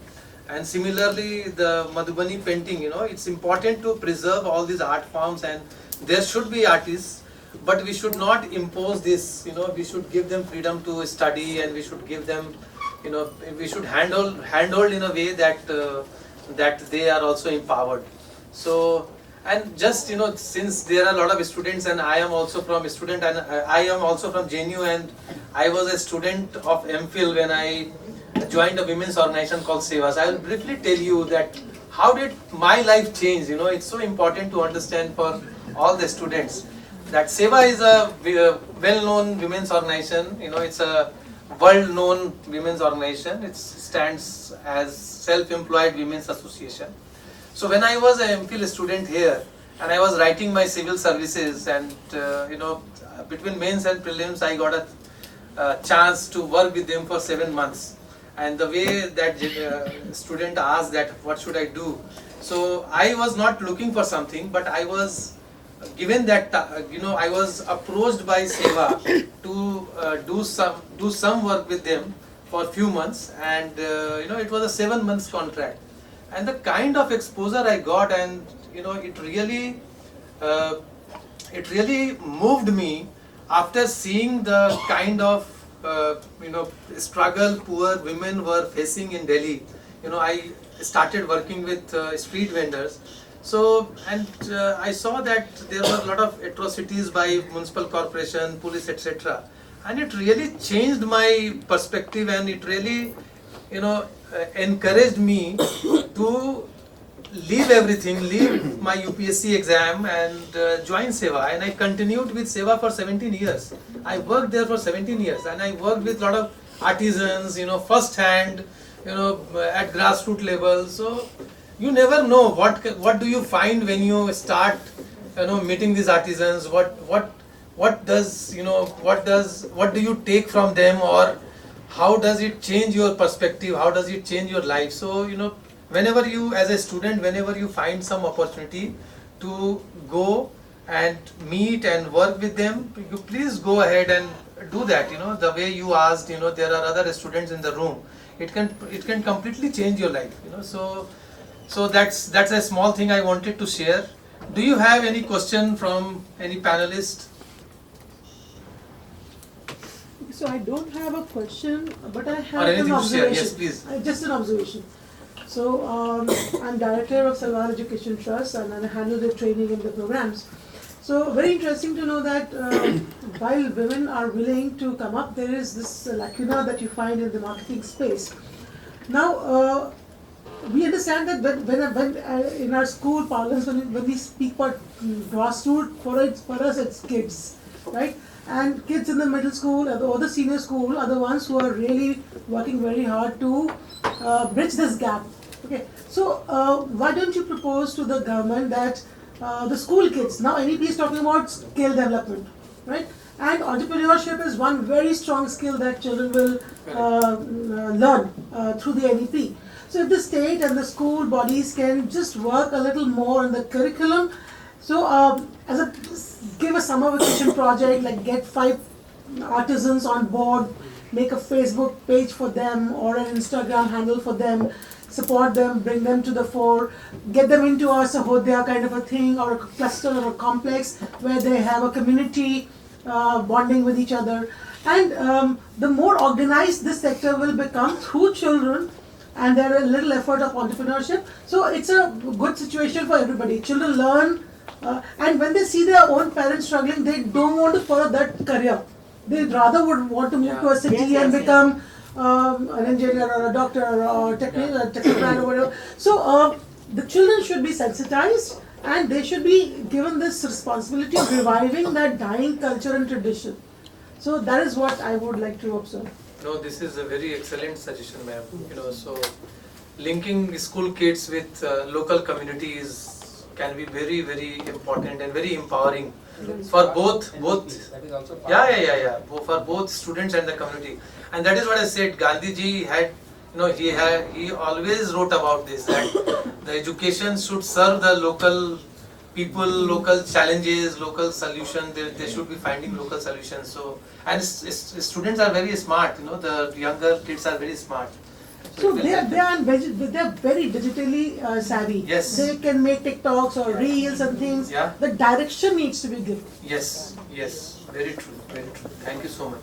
Any other comment or thoughts? Yes. It's a common observation. So, first of all, I would like to congratulate. Can you use the mic? Can you use the microphone, please? Yes.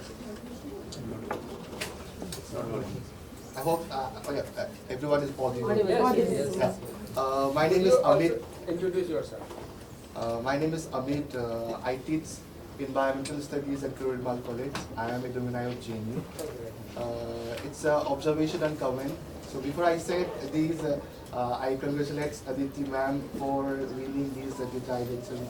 This is the first day we meet physically after the elections. My comment is, as we talk about the sustainable development, collaborating with India and Indonesia. I came from the northeast part of India, Manipur. Even in Manipur, we have those kind of small-scale entrepreneurs. I hope everyone heard about lotus. So from the lotus stem, there is one group of women. They extract the threads and they make cloth. This is very labor-intensive. At the same time, they are eco-friendly. We talk about producing low carbon, producing not harm to the environment nowadays. So these products are eco-friendly and even demand also in the market. And another story, we had a project in Bihar, in Benipur. So in this project, we are trying to look the status of women in this power loom sector, as Sir also talked about. So in that sector, we have found that the women's participation is less compared to the male sector. And one of the driven reason is due to the technology bias. So women folk in that particular region in Benipur, they have not qualified, they have not trained the education, the technologies which is associated with the loom machine. So that's why women are less engaging in that particular sector. So my point is that we need to have, because in SDGs also we talk about the gender equalities, we don't have the bias to the genders, it should be have. So from the policy perspectives side, we should take such kind of innovative, such kind of issues which are eco-friendly. At the same time, it should be bring inclusive policy Can you to the science and technology. Yeah. Okay. Thank you. Thanks for your suggestion. I think plant-based fiber is a big solution. Plant-based fiber is a eco-friendly thing, and it should be promoted more. So I think we have we are concluding the session. Lunch is waiting. Lunch is waiting and we are also waiting, I think. So, yeah. She has some.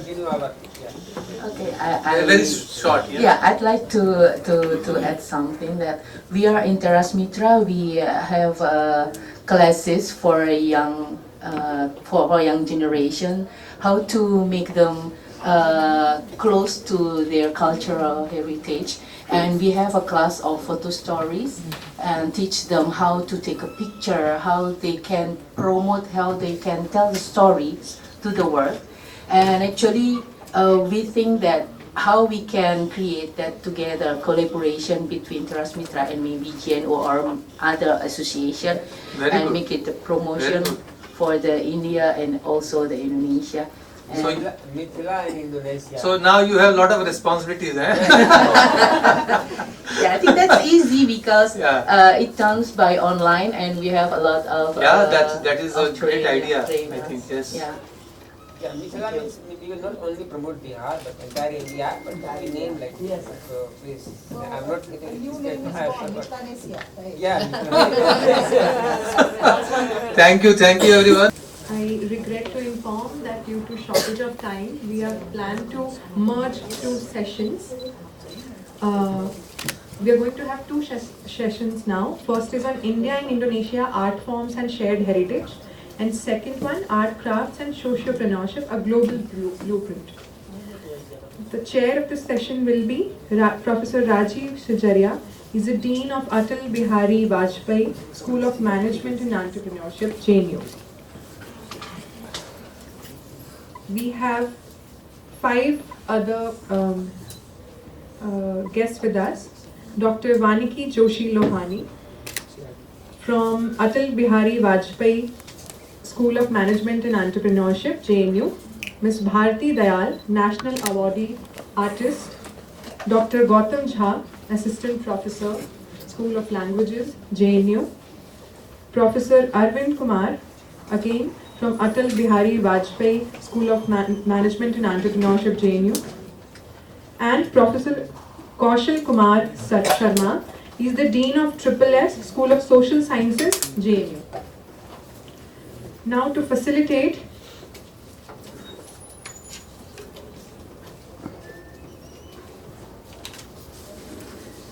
I request Gautam Jha sir to facilitate Professor Rajiv Sujaria. So please come in front. You can invite Professor Kaushal Sharma. Okay, sir.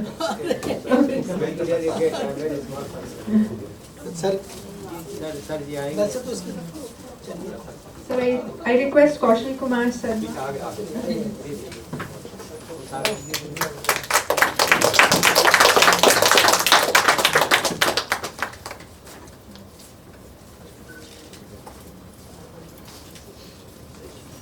Now I request Ms. Bharti Dayal.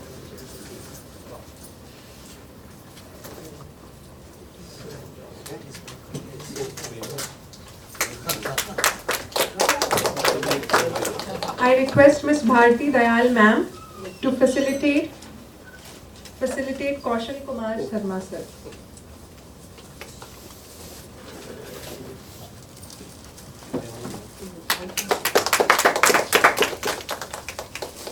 आराम से photo आराम से उधर आ जाइए Savita ji please thank you And now I request Professor Savita to facilitate Professor Arvind Kumar.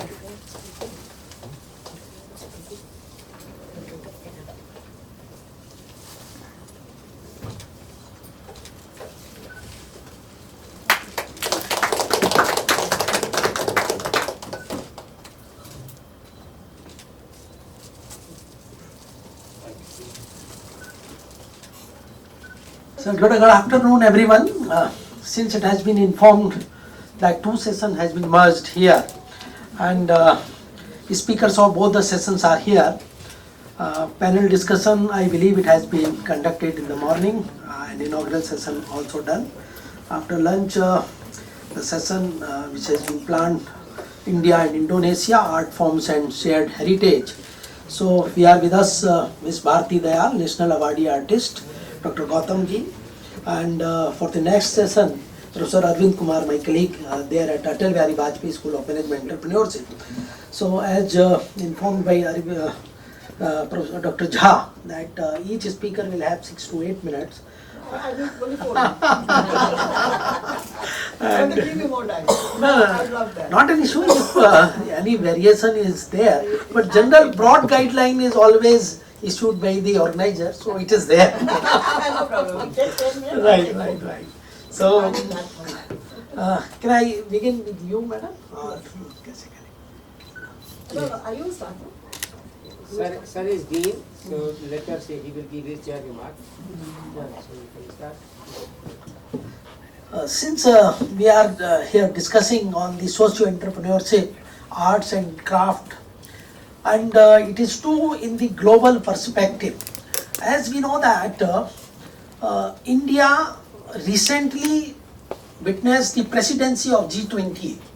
And in G20, it has been applauded by all corners that wonderful, successful, and whatnot.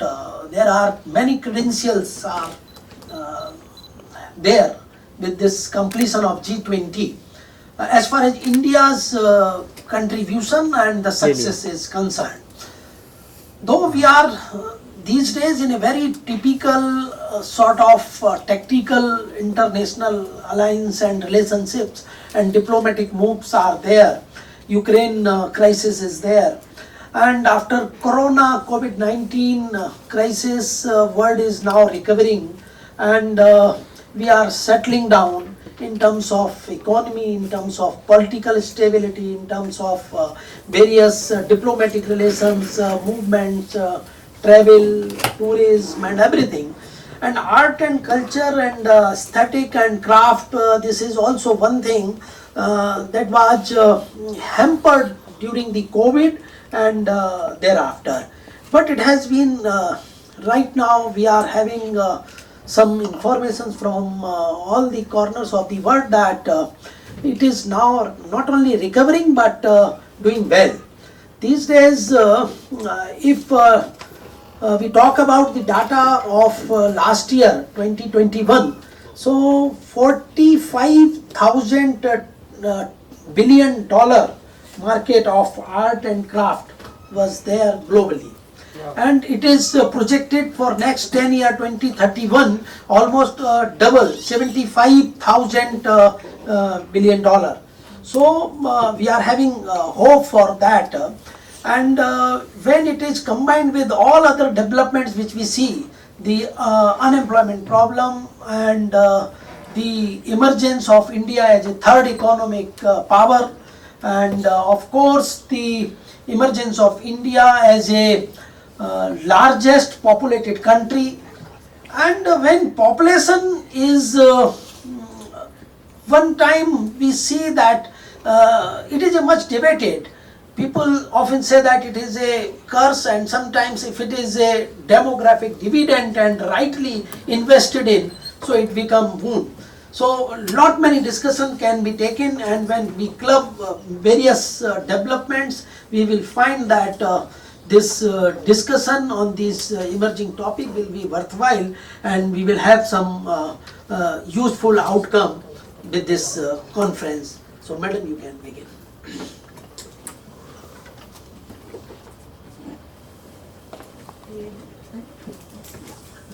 Yeah, first, thank you very much for making me present here. And I'm myself, I introduce myself as a Bharti Dayal. I got my National Award in Mithila painting. It was a very hard journey for me because I'm from Mithila, but what time I entered into this field, the whole Mithila painting was at the state of dying. And it was very painful for me to looking at my childhood where my grandmother and mother was enjoying the emotion and in making or doing painting. अगर मेरी दादी को मेरी mummy से कोई झगड़ा है या कोई बात है तो उस दिन मेरी मम्मी की राधा हंसती नहीं थी और जब मैं यहाँ आई, after my marriage, when I came here and my husband told me not to join any job, then I thought what to do, and I felt myself to go to my rule where everything was so pure. But the time when I was here at 80 to 85, 86, 89 till 89, the people have started copying, just copying. If अगर ओम उल्टा है तो दूसरा कलाकार भी ओम को उल्टा ही लिखता था. और मैं, I was thinking that what my mother was projecting, that was pure art, and people, everybody was just using for mithila painting as a only craft, you know, and very, very good churning craft. And it being from there, it was a painful state for me. So I went back to my root, and there somewhere I was, you can say I was searching for my myself also, and there I find myself unifying my mind, body and soul. Everything was happy and pure there, because I find that what is the definition of art? It's a pure, honest expression of your emotion into any image form. That is the definition of art. If simple way you can say. So I have started working with the ladies of my native place. Of course, in first they were not convinced making any change, because that time they were using the holy color which fades away. So I am starting from 2000, I started with making acrylic painting. That's why the painting will be remain forever. And the theme and the Ramayana and Mahabharata for me, it is not just a epics. It is as contemporary as today. The emotion is same. आप मुझे बताइए, हर आदमी अपने जिंदगी में प्यार कैसा पाना चाहता है? राधा कृष्ण की तरह ही ना? तो ये ओल्ड या ट्रेडिशनल या फोक कैसे हो गया? It is still very modern, very contemporary. उस इमोशन को फिर से वापस लाने की तैयारी, और ये जो चैलेंज दिया गया था कि नहीं ये एक क्राफ्ट ही है, उसको have changed to bringing these things, the medium changing by acrylic and canvas, so that I can associate or I can connect to my mithila painting with the new audience, with the new student, to make them feel with the new thing. As the theme is Ramayana, we still want wife like Sita. So whether it is Indonesia or India or the whole world, we want purity, and that is into art. So I'm very happy to be here, and for this combination of Indonesian and Indian art, thank you. Thank you very much. Just come to this forefront, please. Front line. पूरा खाली है, अच्छा लगेगा आप लोग. Madam, since you are national awardee of this Mithila art, I believe, and you shared your journey and background also, it will be appreciated if you share that award and the background and your contribution, because anyway the ultimate objective of this conference and seminar is to motivate youngsters for the noble cause for which that discussion is being taking place. So they will be motivated if you share few words in a couple of minutes or so. Thank you for this appreciation. I got. Tell somebody to bring your art, which is lying outside. Yes. You know, more than her art will talk. Yes. Oh, so Radha Krishna. वो जो सामने वाली painting है ना, blue वाली, वो लेकर आना. Stand. आवे तो स्टैंड लेकर आना. जहाँ तक अवार्ड की बात है, मुझे नहीं लगता कि I'm thankful for the appreciation, but I'm telling you one thing. I want to share with you. I have not worked for award. I have not worked. That is sure. That was sure. So I worked for just to work honestly into this field. And perhaps that's why I got my award. My passion, that has given me the award. And when the people from all over the world, they appreciate my art, then I feel it is more than any bigger award of the country or anywhere in the world.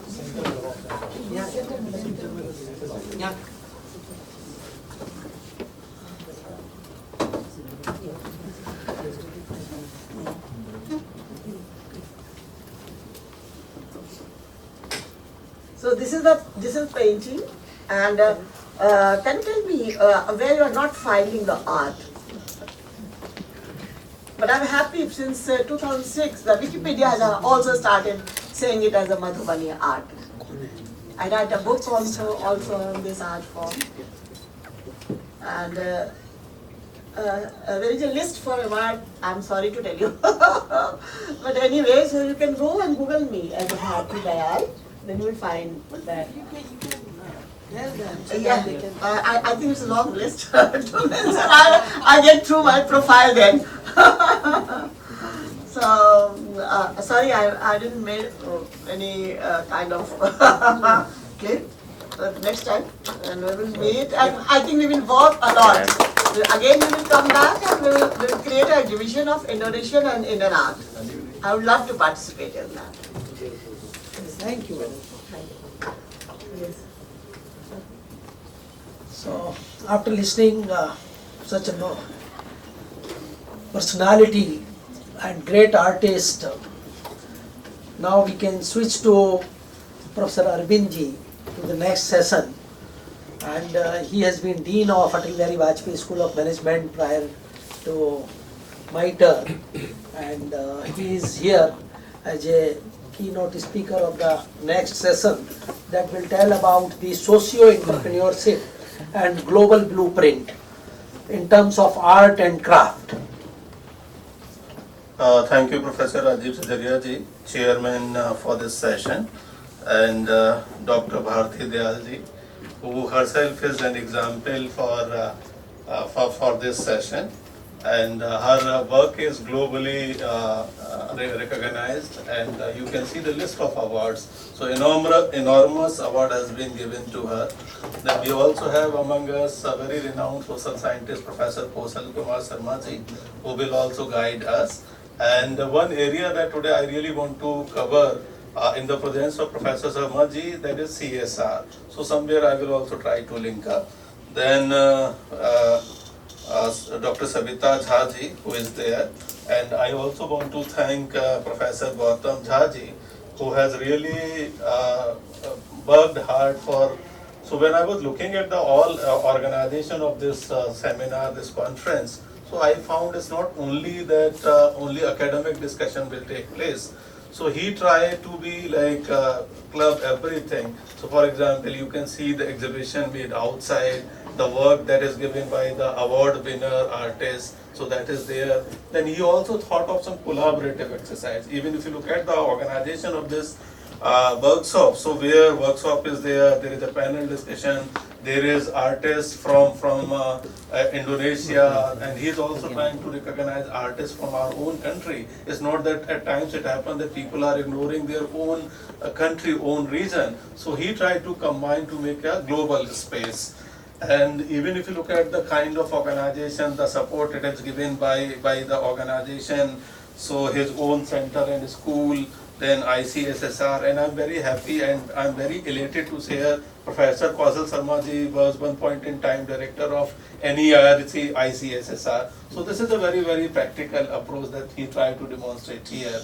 Though he is a linguistic person, very renowned in his field, but he tried to explore the opportunity of social entrepreneurship. So where our school, where my current dean, Professor Sajaria, is also there. So ultimately, see, there are so many dimensions of entrepreneurship, pure business dimension. But I really appreciate that he thought of social entrepreneur, and the term that has been given is socio-entrepreneurship. So big round of applause to Professor Gautam Jha for creating and Dr. Savita, and definitely Embassy of Indonesia, and artists like Professor Dayal. I'm sorry I'm calling you Professor, but the literal meaning of Professor is somebody who is... for coming here. So somebody who profess. You are really professing that. Yes. Coming to the theme that we are going to discuss today is sociopreneurship, arts, craft, and sociopreneurship in a global blueprint. So now a lot of people, they are very good artists. They create a lot of things. So we can see in the form of their visual arts, auditory art, performing art. So there are numerous. There can be some handmade silver jewelry, handloom fabrics, stone pottery, oak, silk, and number of things are there when it comes to the arts and craft. So, but ultimately now the question arises how to promote it.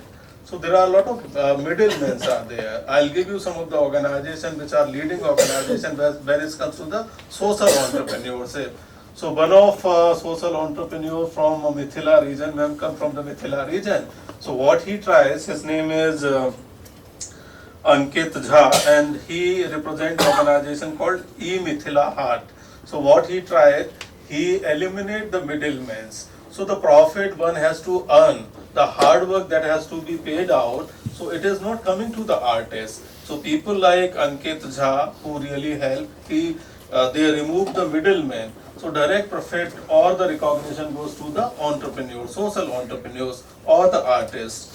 And I'm very happy when the broader theme of this event is somewhere it was connected with the SDG, Sustainable Development Goals. Anybody may have the idea, anybody may be good artist, good craftist, but when it comes to making them sustainable or taking to the global reach, this is the ultimate objective. So I believe I also try to focus how that can be done, and I will also urge our dean that our school can also take a lead in terms of helping them, assisting them in terms of identifying the market, in terms from where they can get a financial help, how they can make a global reach. So now time has come where the collaboration is required. Nobody can lead the life in isolation. We have to collaborate. So this event is also very, very collaborative in nature, where artists, academicians, practitioners, policymakers, and guides like Professor Sharma is there. Definitely his guidance will help us a lot in terms of reaching social entrepreneurs to the global map. Coming back to I also want to share some of the SDGs, like we have poverty, hunger, health, access to education, climate change. These are the broader perspective of Sustainable Development Goals 2030. We are in almost last quarter of 2023. So 6 or 7 years, say 7 years are with us. And now time has come, so where we have to collectively work to achieve Sustainable Development Goals. I strongly believe that in case we are promoting artists, we are promoting arts, craft, then definitely we can achieve Sustainable Development Goals. Though it seems very difficult in the period of 6 years or 7 years, but in case we work in a collaboration, in a guided form, definitely the broader area that I talked about, that can be achieved through the artists and the crafts. So few of the leading organizations that I really want to share with all of you is one is Ziveli. Ziveli is one social enterprise which is based in Northeast India. So Northeast India is considered one of the remotest region. There are 7 sisters, but younger brother is also there. So altogether there are 8 states. So one of the organization is Zibeli, and second organization is Happy Hands Foundation. So they are also into the craft entrepreneurs. Third is E-Mithila Heart that I talked about a few minutes back. So this is very, very popular in Mithilanchal. But this is one organization that really did a commendable job in terms of removing the middleman. Ultimately what happens, the craftsmen, the artists are discouraged because the due, the credit that has to be given to them is not given. It's taken by the middleman. So I must appreciate Ankit Jha, who has really removed the middleman. Then one organization is called Hands of India, so which is online enterprise, sells handmade products. So now in case if you look at the exhibition made outside, even the kind of paintings, arts, crafts is available. I can also point it out, one of the craft that very fondly Professor Jha brought up to all of us. So that can be made available to the global world. And how it can be done? It can be done through the social entrepreneurship. Now I really want to talk about some of the operational part. And there are some commonalities because this program has been organized in collaboration with the Embassy of Republic of Indonesia. So there are common arts and there are common crafts. So some of the common arts and crafts are wood carving, leather puppets, batik, stone carving, traditional dance. So it's not only that you are going to promote the crafts part, you can also promote the culture. And in case if you look at India, especially South Asian region, so South Asian region is very rich in terms of their culture, their heritage. But only thing we have to promote, we have to really promote the artists, we have to promote the craftsmen. And I'm very happy that Professor Dayal, who is among with us, can definitely nurture the next generation of artists and the craftsmen and the artists. The reason is if anybody who have traveled a lot, who have already completed the journey, a lot of award and recognition has been given. So if somebody nurture the next generation, then I think the journey for the next generation of artists will be that very I am simple. doing Art of Mithila. Right. Yes. So there are few things like education, proper education, how to market it, how to finance it. So I think Ministry of Education and Skill Development, so they are also helping. So one of the functional area, operational area that comes to my mind is education and skill development. If you want to produce global artists, global craftsmen, then you have to have a very kind of like you must have a skill development program and lot of nurturing has to be done. Then second is access to markets. So somebody like there are few association, craftsmen association. So technology folks can come and they can also help artists and the craftsmen. Third area, which is the broader theme, is sustainable. I have seen a lot of discouragement in terms of somebody started a social enterprise but failed. They could not sustain. The reason could be finance, reason could be guidance. So sustainability is the one buzzword. So academician, policymaker, practitioner can come together and they can help the next generation for making sustainable social enterprises. Cultural preservation. So I said in the beginning that CSR is one area. CSR stand those who are not from business background or B school. So CSR stand for corporate social responsibility. Under CSR, so there are Schedule 7, there is a list of programs which can be rolled out. And under the CSR, there is a cultural preservation. I know companies like Indian Oil Corporation, so they do a lot of preservation of culture. So a lot of program funding is given by the companies like IOCL, Oil India Limited, ONGC. So this is another area where one can look for. For example, there is a dancing troupe. There is a one form of dancing. And India and South Asia are very, very rich in terms of their traditional arts. So these arts can be preserved and globally that can be exhibited. And collaboration that I have already talked about. So this event itself is a very live example of collaboration. So now the time has come where 2 countries, 3 countries, 2 agencies, 2 institutions, artists, stakeholders can collaborate with each other. Academia can also come into the picture and they can also help them out. So I think I will end by thanking Professor Jha for having me and for organizing such a wonderful event where almost every stakeholder is there. I have seen a lot of conferences. So when you look at the partners, so hardly there are 2-3 partners. Few partners, the key elements, key partners are missing. But in this event, almost every partner is there. So I believe this is one of the holistic event organized by Professor Jha. And please joining me to congratulating Professor Jha with big round of applause for such a wonderful event.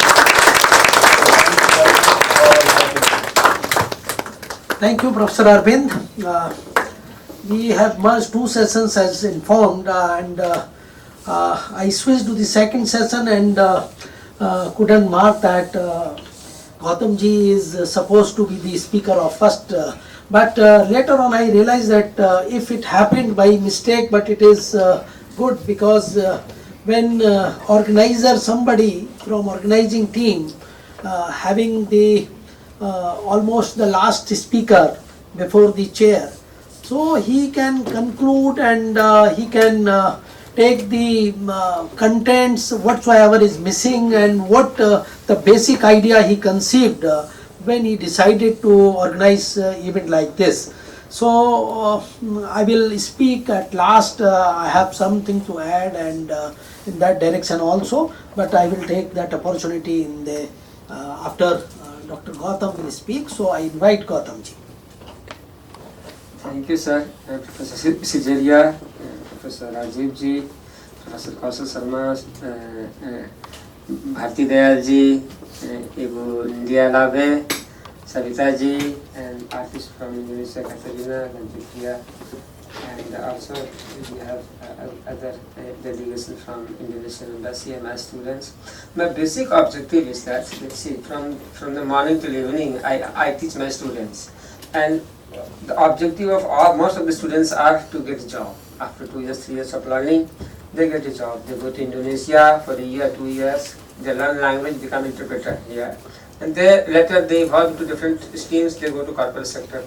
I have myself worked with JP Morgan just for 5 years, and I also tried to did my MBA from ISB, but couldn't finish before I joined JNU. So also I have a lot of art background. I have already spoken with my students during the inaugural session. The basic purpose is to make my students understand. See, there are hundreds of plethoras of areas where they can intervene into, they understand the basic needs of the society. And you see, from since morning until evening, I mean, just now we have gone through such very vibrant potential areas where you can intervene into. And see, the capital involved is very less. The only thing is that collaborations, get the product done and put it into the streamline into the market. So streamlining of the business available in the areas. Our professor, we have so many topics to be discussed today. How to convert non-conventional talent into conventional science.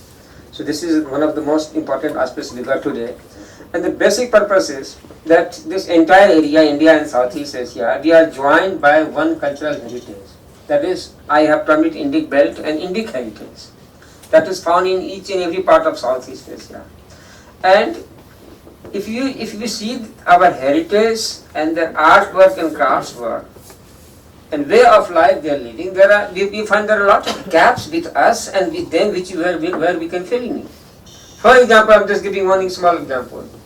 This artifact is made up of bamboo root. In Bihar, any part of you go Bihar is very hydrated area. We have lot of water. Majority of the Bihar, not all that. And then we have, since we also we are part of Northeast Bengal and Odisha, it's tropical region. We have bamboo plants, bamboo forests. And I myself have lot of orchards of bamboo. And what we do is roots, once bamboo is cut, they are sold in the market for the paper, other things. But roots, to bringing out roots is a very bad job. A very lengthy job. And laborers would come, they will charge hefty amount, because unless until roots are uprooted, you cannot plant new bamboos. So it is very costly because they need to different utensils to bring it out. Right? So they do it, and what is the next thing? When they uproot it, the next thing is that you have to sell it on a very crap price, because the purpose of the bamboo root is they just burn it as a fuel.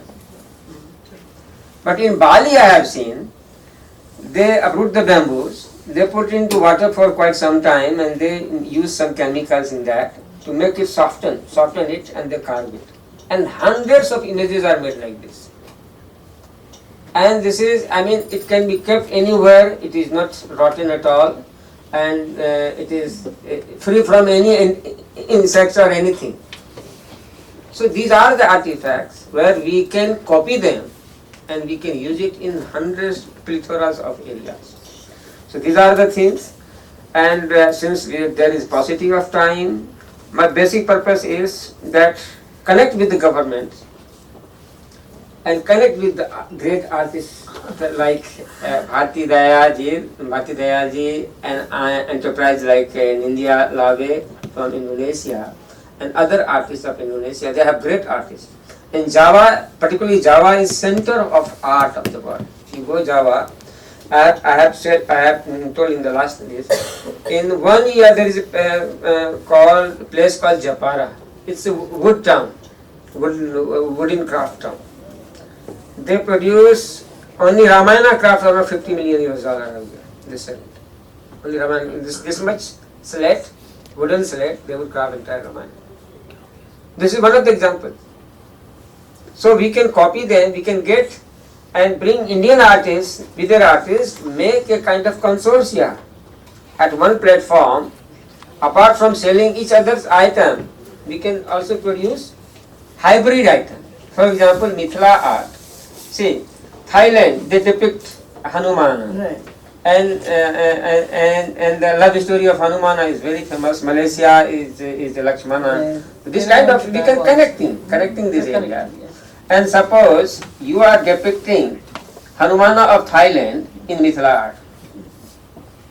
So this kind of hybridization will have a new market, and also it will justify G20 policy of Modi ji, be very, very inclusive with SDG goals.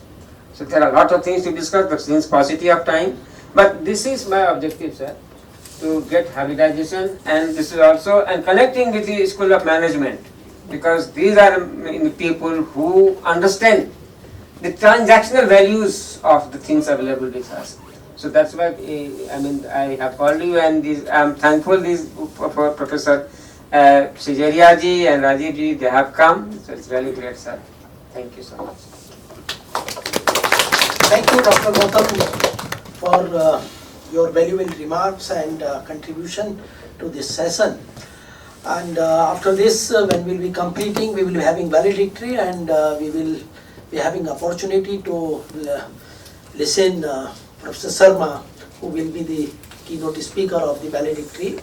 And here I should mark the presence of a few other keynote speakers or the contributor in this conference, Ms. Ina Krishnamurthy, Dr. Sanjay Singh, Sri Arvind Jha, and Dr. Aditi Narayan Pasban. Arvind ji is with us, Dr. Savita ji is here, and Bharti ji already spoken. It is very difficult to say concluding remark when you are chairing a session and having lot of importance in today's context. As in the beginning I put forward that India is all set to become third largest economy in time to come. And when we were competing, at the same time we are collaborating and cooperating. These buzzwords discussed here itself. And there are multiple dynamics that are evolving, and these dynamics are closely interknitted. They are affecting each other. And the positive emergence we will be seeing in time to come.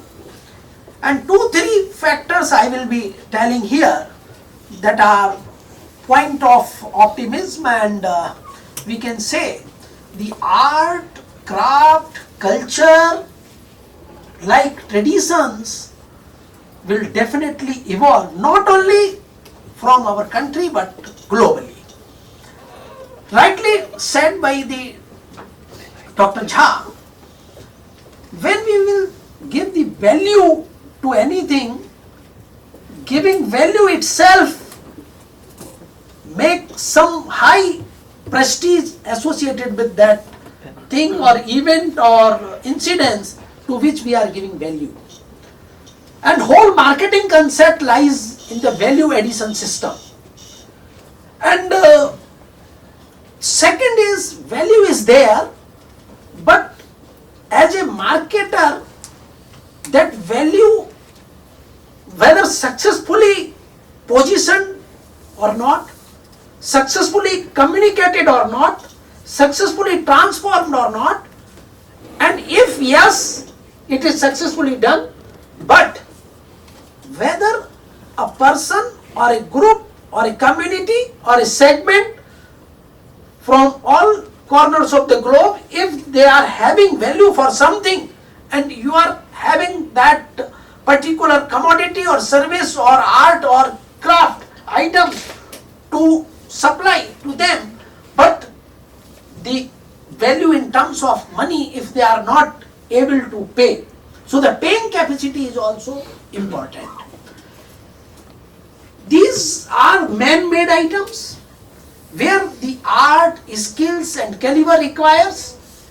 India as a world most populous country, if we promote such items, such cultures, such heritages, then definitely a big segment of the society will be involved in that and they will be employed. And I was happy to note the Hindi word Swavalamban in the poster or the minute-to-minute program shared by Dr. Jha.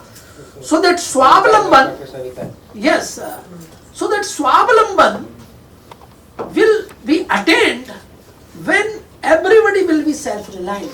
As a country, as a society, as a community, as a family, as an individual.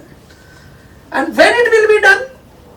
It will be done through these items, and recently introduced one scheme, Pradhan Mantri Vishwakarma Yojana, that is very good in that few items are interconnected with this art and craft also, because the eligibility criteria for all these, so I believe almost 50% are the common who are contributing in this field also. So providing them training, providing them modern tools, techniques, and providing them market, exhibit their products, linking their products with the affluent countries. So when we talk about the global perspective, so countries like India, they are connected with the cultural roots countries like Indonesia, where we common sharing of historical perspective, our Mahapurushas, our ideals, our gods, our deities, and of course the culture. But countries who are affluent, they are having surplus economy, wealth. If they give value to all these things and their market is emerged, then supplier and the market, if both are sometimes synchronizing and getting well tuned with, then definitely this will have a wonderful win-win combination. And I was reading somewhere that the North America is the emerging market for such art and craft and cultural related products. And this socio-entrepreneurship activity, where the corporate social responsibility talked about Professor Arvind, is contributing in that, NGOs are contributing in that, and where we can address any inherent problem to address bottom of the pyramid of the society, whether they are orphans, whether they are unprivileged, where they are slum, whether they are deprived section of the society. So in all these areas, or Professor Arvind shared that Sustainable Development Goals of United Nations, where we are addressing hunger, we are addressing the energy, pollution, environment, quality education and many other things. So the NEP, so this this era is the era of positives, era is optimism, and definitely when all the results of such endeavors will come in years to come, we will have good time, and not only people, youngsters, they will again go back to the roots and will involve in such activities where not only they will find employment and the economic activities and their livelihood, but at the same time they will be engaging in some creative task. And when any human being engaged any creativity, so lot of tensions automatically gets released, the lot of empathy, cooperation, harmony, and their connectivity with the nature itself, and they are connected with their scriptures, their Mahaprusas and all these. So things will automatically be taking shape in a good manner, and we can see a good world in time to come. Thank you, because time is very less, and we have to listen our eminent speakers in the ballet itself. I am once again thankful to the organizer for this wonderful organizing. Thank you.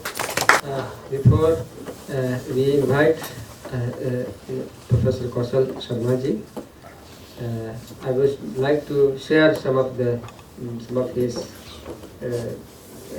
achievements. Currently, he is Dean of School of Social Science of JNU, and he has been also chairperson of his own center, and he has been Chief Proctor of JNU.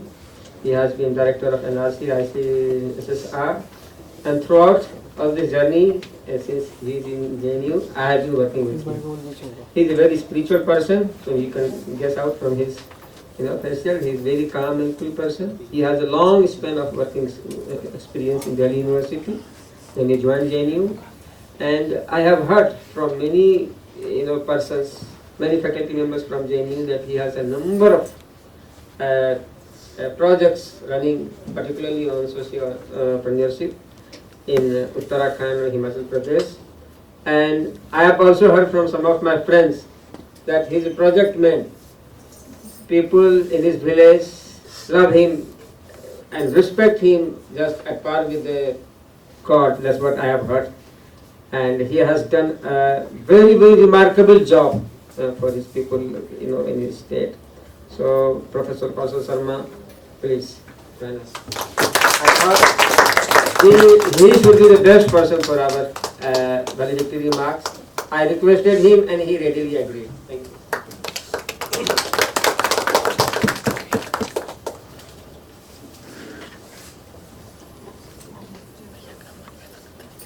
Good evening to everyone. It's really a matter of great pleasure for me to be here today. Maybe of certain reason, because this topic catches me up from very long time. And I have been working with the rural communities and the tribes for a very long period of time. Keeping that in mind, yesterday I was in Leh, and he gives me a message that you have to be here today to speak something on some topic. He has sent a poster. And that poster speaks that women's social entrepreneurship and sustainable development goals. Then he sends me a program. Then the women is out from there. That created a confusion in me, whether I should really speak on the women and social entrepreneurship, or I should speak on the social entrepreneurship. Not entrepreneurship, but sociopreneurship and the sustainable development goals. So therefore, that wonders me, but I'm really very happy that the Center for Chinese Studies and Southeastern Studies with the Embassy of Indonesia, and at the same time the NRC where I worked for, and probably they might have funded the program for him. I'm very happy that they do a very good job. And then the Center for the Traditional Systems and Mahila Angel Network. I hope these are the organizations with the academic and non-academic institutions. They have joined together to come up with an idea of what kind of social sociopreneurship should be there, and the sustainable development goal should really match it up. Now we also have a school for art and aesthetic, really very important school, but I don't know whether they take up this kind of lead or not, but yes, we have a school of arts and aesthetic in JNU, bigger one and globally known also. And that is really a few schools in India which trains people on various different forms. And at the same time, when I look back to the idea where I catch it up from the kind of speakers and the sessions details that have been kept, that there is a need to understand why this art and craft become more important, which has been earlier very important in the historical past in all the civilizations. Then there is a modern era, and suddenly this art and traditional art and craft loses the space for itself, but again it is originating, or it is coming back to the people, and they want to revive to the traditional art and craft. Look, there is a need why it happened. I don't know whether someone talked about the one point, there was an art craft movement of the 19th century. I don't know whether someone gave an idea to you or not. That art craft movement of the 19th century was a very important period because the industrialization was catching up very fast.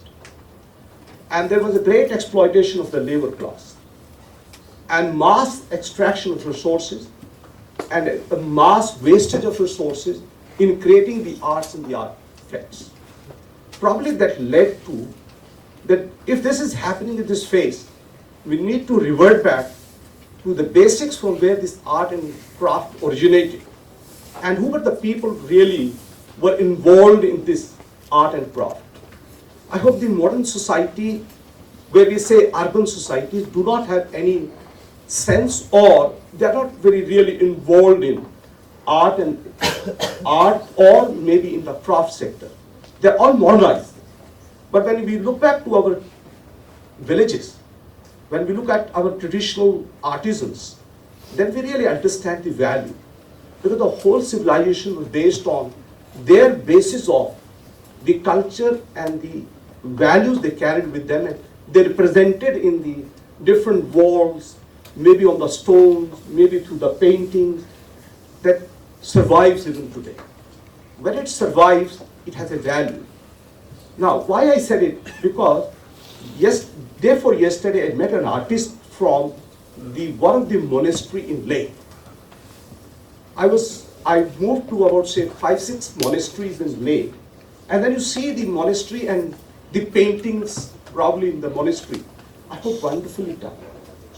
The craft and the paintings are so good that it catches your eye. And then you start realizing it, who might have done it? And how much time he would have taken it to do that. Suddenly in one of the monastery I went, and suddenly the painter was there who was painting. I told him, you come down. Maybe. Let me remind you that why I have interest in this is, I'm by chance a geographer, but I would have been maybe a fine artist or maybe a commercial artist. Maybe I got admission in School of Fine Arts in Delhi, and that was way back in 1979. Then that ambition, probably my father turned it down by saying, "Tum kya karte raho, wo kuchi pakad ke ghumta rahega dunga." And I hope my all ambition of becoming an artist died at that point of time I became a geographer. But when I see people, those who work in art and craft, then I started talking to that artist, and he said it. I can show you a picture of that artist. Such a simple person. He is a person who's standing there, wearing one t-shirt and a pajama. I just told him two, three things catches to my mind, because we also have a temple in my village.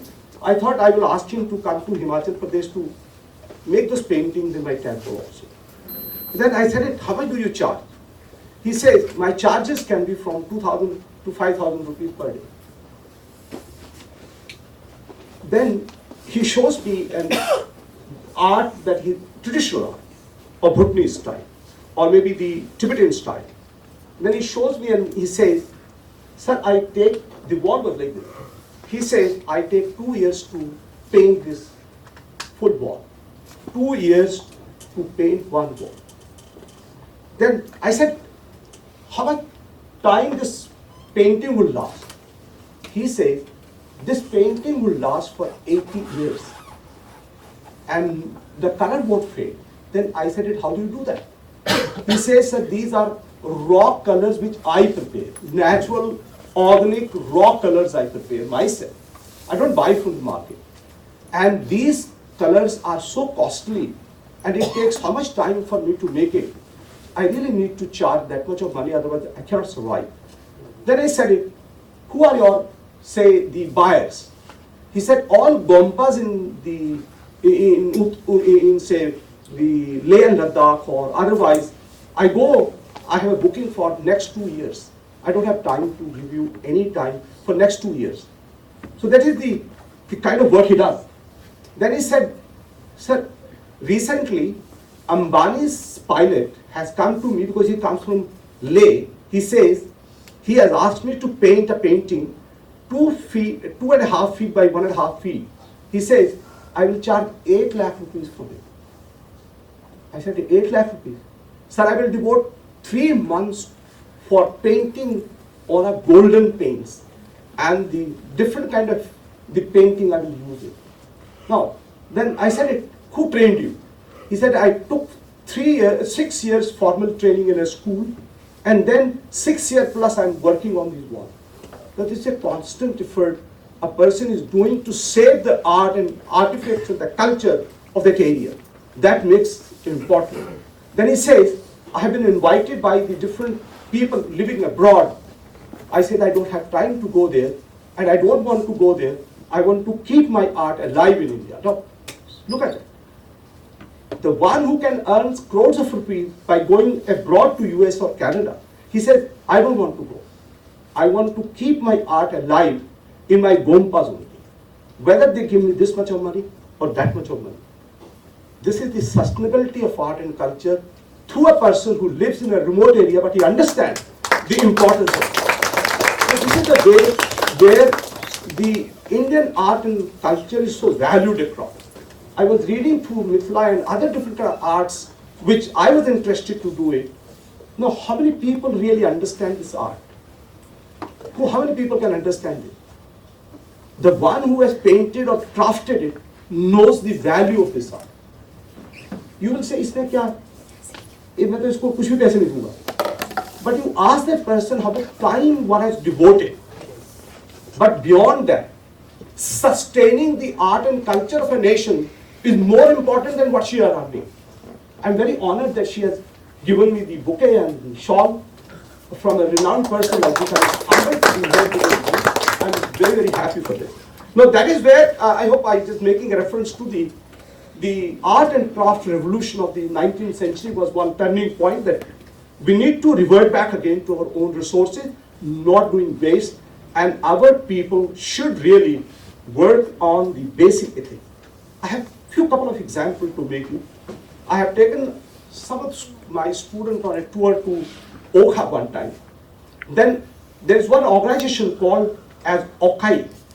You can see the website. Okai is a tribal groups of Okha region, and that is being financed under the CSR program by the Tata Chemicals. Now that group, I was wondered to see that all tribal women are managing the Okai group of more than 600 villages, the networking you see. And then they have a retail center in Okha. And who is managing? Illiterate tribal women with its own traditional artifact she was wearing and sitting on the counter. I said, how much qualified you are? She says, I have never gone to school. And she was speaking fluent English. And then they say, I send the clothes to Bombay where the cutting is being done. Those clothes again come back to me. I send them to all villages. The cutting and tailoring is done the cutting is being done in Mumbai to keep the fashion alive. And then the tailoring is being done in all these villages. And all the 600 villages are now sustainable because each one of them, they get at that time, about say 10 years before, they were getting say 15 to 25,000 rupees per person who was involved in that act of cutting and tailoring through their own traditional art and culture. It's a wonderful example. Sometimes you go to see an Oka, and then to Okai Center in that traditional market area. Again, I had a chance to recently go about 1.5 weeks back to Indore. There's another group that's called like Panch Kanya. The owner is again a lady and who is collecting all the different kind of artifacts throughout India, moving and then bringing and keeping in her showroom is approximately of this size. So each and every state, the different art, culture, craft, everything is she's maintaining. I hope she has about 10-15 people are there in the center to cutting, tailoring of these all different kind of clothes. She gets it from the different parts of India. Again, an example to show you. Another example I would give you is that is again another one lady from, I just forgot the name, from Lucknow. The Lucknow embroidery. All these Muslim women were under great stress. Their earning was so less and they had other social problems attached to. This lady, she took up a challenge to empower these the Muslim girls especially and the married or divorced women of the Muslim. Now she specializes in one, and again that's under the CSR program, and she specializes in the Lucknow embroidery, chicken embroidery. And I hope each and every woman now is so confident, that gives me a confidence to see sometimes she regularly talks to me and says, my group is working efficiently. I hope she has now moved from the Lucknow center to the surrounding villages where she sends the clothes or material to them, they do back and then she sells the market. That's the example. On a bigger scale than you see, this art and traditional culture is being also maintained by one that is, say, the Tribes of India, is one national organization which takes up the pride to collect all the different kind of artifacts that are produced that is there in the tribal areas, and it is marketed locally and internationally today. It's one of the biggest example of sociopreneurship happening in India. Then again, there's one example that is called as Khadi Gridam Udyog. Again, that is a wonderful example where the collection of the different artifacts of the different areas across India through Khadi, that is being maintained. That is where the social empowerment is being done by these small enterprises. Now these are few examples that can be taken up on a national scale, but of course you will find there are numerous which might have come to your way, which you understand that they are doing a major contribution to the local area. Now coming back to the mindset, how I carry that, that you need to balance the nature, you need to balance the different kind of local resources, but giving them the equal opportunity. I don't know how much time there will be. 5-7 minutes. Okay. Now coming back to the idea where this has given to me a topic to discuss it. Otherwise there are 17 sustainable development goals. I will touch upon them also to see. But whatever I have spoken is, it is creating a sustainable society with a common future and a common idea. These are the core values of the sociopreneurship. Therefore, you have a core value systems attached to, and then you have a value attached to your locations. You have a value related to your own locality. You have the value to add to your local people. So that means local people, local values, and the local understanding of the different kind of resources which are available. I hope that is how under the sociopreneurship and the sustainable development goal are later part. These are new issues. I don't even see them as such. Our society, 640,000 villages had a sustainable way of life. They have their own sustainable future. They have their own sustainable way of living. I hope these new sustainable development goals is the product of the West. And what we have today, we have to honor our product. We have to honor, see how well we can take the help of all these people. 78% women, please understand, 78% women are attached to socio-entrepreneurship in the village. It's a very large number. They do different kind of work. I hope when you look at, say, the traditional embroidery today, you go and see the traditional saris today, the tribal art will be there, local art will be there. And then you see how the different kind of the clothes, the saris, probably are making a way into a global market today. It's not limited to India. It's globally accepted today that these are the very traditionally crafted kind of the artifacts which are available in this nation. Keeping that in mind, I try to look at, say, in the sense, approaching the sustainable development goals. Inspiration from art and craft movement to reshape production and consumption patterns. This is, again, a nutshell way to understand sustainable production and consumption. Now, sustainable production and consumption, I said it. The painter in Ladakh, he said, I used the natural colors out of the rocks. And you have to see, all rocks have numerous colors today. But we are more inclined to the artificial, chemical-based colors used in the painting. He said it. These colors which you use today by all different kind of artists today may not have a life more than 2, 3, 4 years. But my colors will have a life of, guarantee what he says, will have a life for 80 years. So this is the natural, sustainable way of the designing that has been done by him. Now this is one. Then how art and culture can enhance sustainable lifestyle.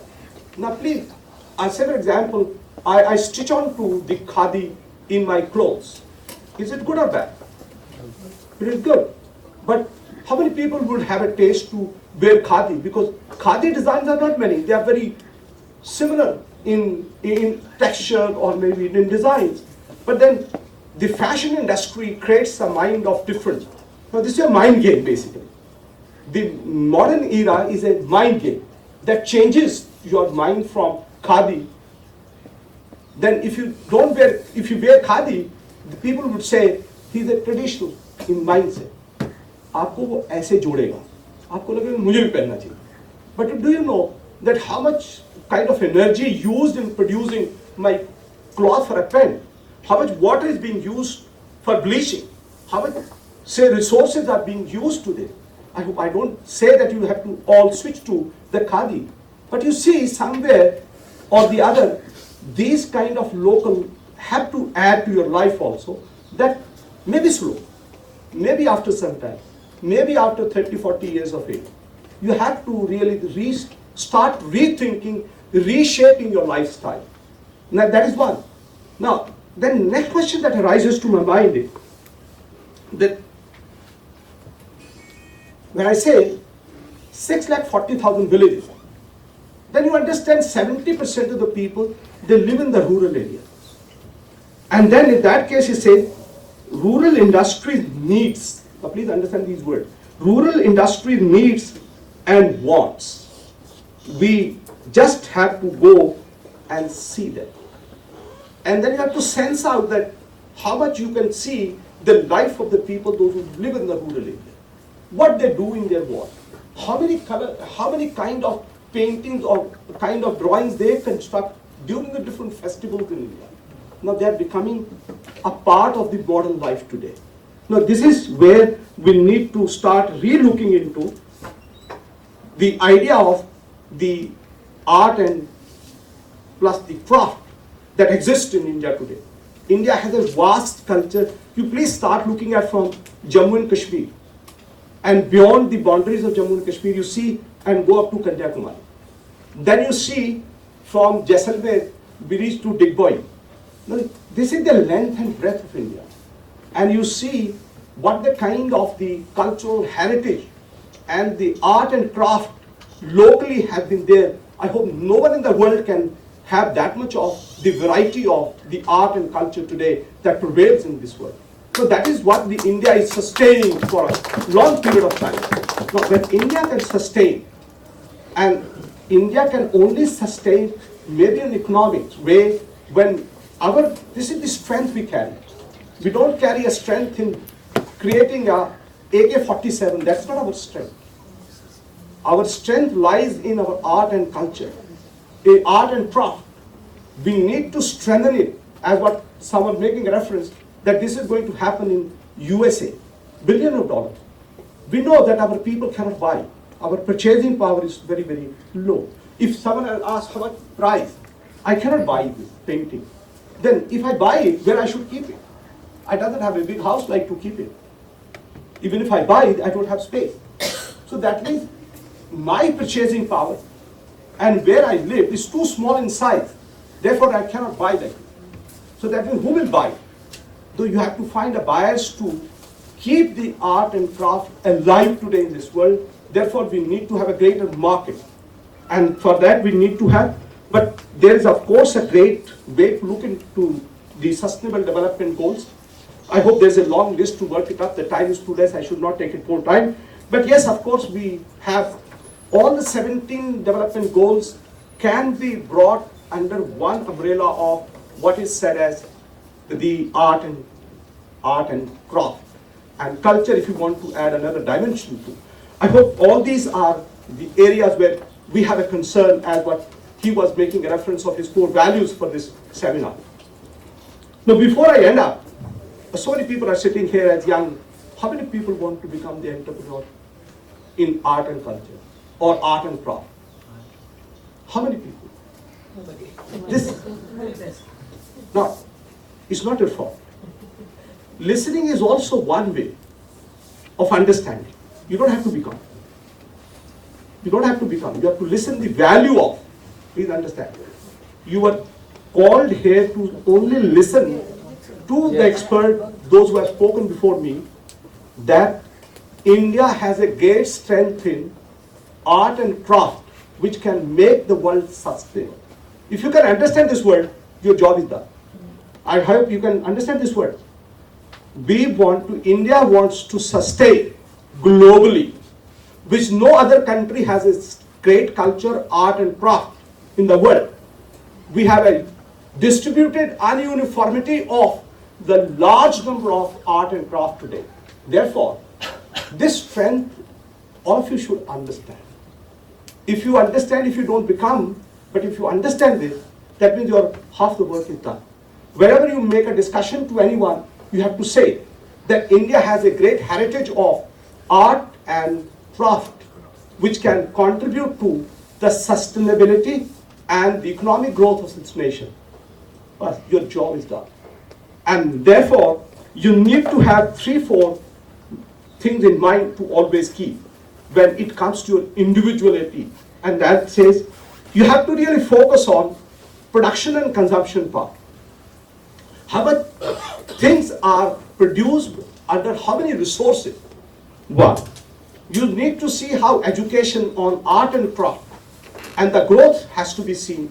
The two, and the institution and equality. The third, if all these are clubbed up, I hope we can have all the sustainable development goals clubbed into it, and then you see that we have a great partnership of the large number of the requirement is there.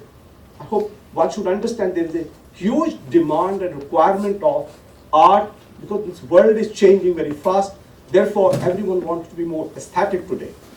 देखने में अच्छा लगना चाहिए, पहनने में अच्छा लगना चाहिए. Why then people, you will see majority of people, those who are of a very different kind, they are very simple, with simple clothing, simple ideas, simple way of living. I hope that value you have to add to it. That is what also an art and a craft that you carry with you. I hope this is my general observations related to, because one time I thought to become an artist, which I could not, I became a geographer. So I can give you a geographical explanation to that how the art and craft can create a sustainable society, sustainable future, and a sustainable world. This is what we call it as Sustainable Development Goals. With that hope, I thank you very much, Jhaji, for organizing, all the colleagues on that side, all the students for patiently listening to me. But yes, we have a great future, even through the art, craft, culture. And India stands tall among the cultural values and aesthetic we carry in the whole world, I say. Thank you very much.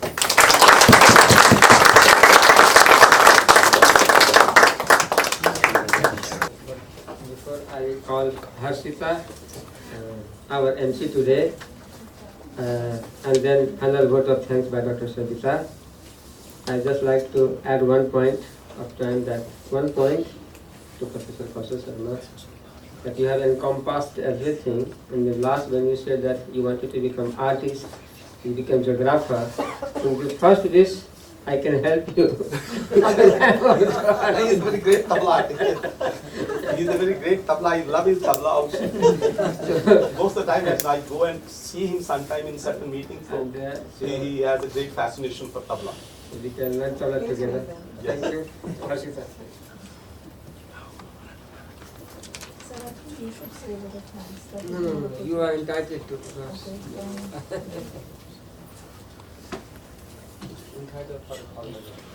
So before I ask ma'am, Savita ma'am to come, I want Professor Gautam to facilitate. Sir, he wants to ask a question. Maybe we can do that after listening to ma'am. So please.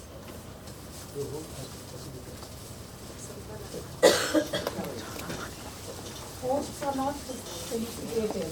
When did you start this? No, ma'am. If she felt like that, we should abide her wish.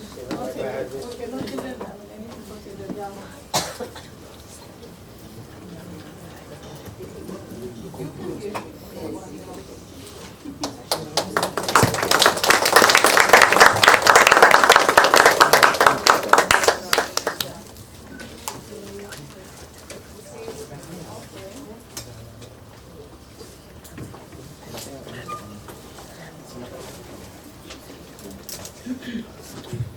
This has been a great day, in fact, in company of this scholars gathering as well as children sitting here, students, listening keenly and also trying to figure out what is this entire thing about sociopreneurship. From time to time we have had the evolution of vocabulary as far as social enterprise, entrepreneurship, and then merging, various terms into one.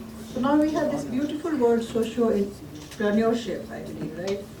And art and craft. But it boils down to one fact, that what, in fact, in his valedictory, I think beautiful, honest and very profound valedictory lecture, Professor Sharma said, that India has the capacity to, sustain, what we perceive that sustainability is the key factor.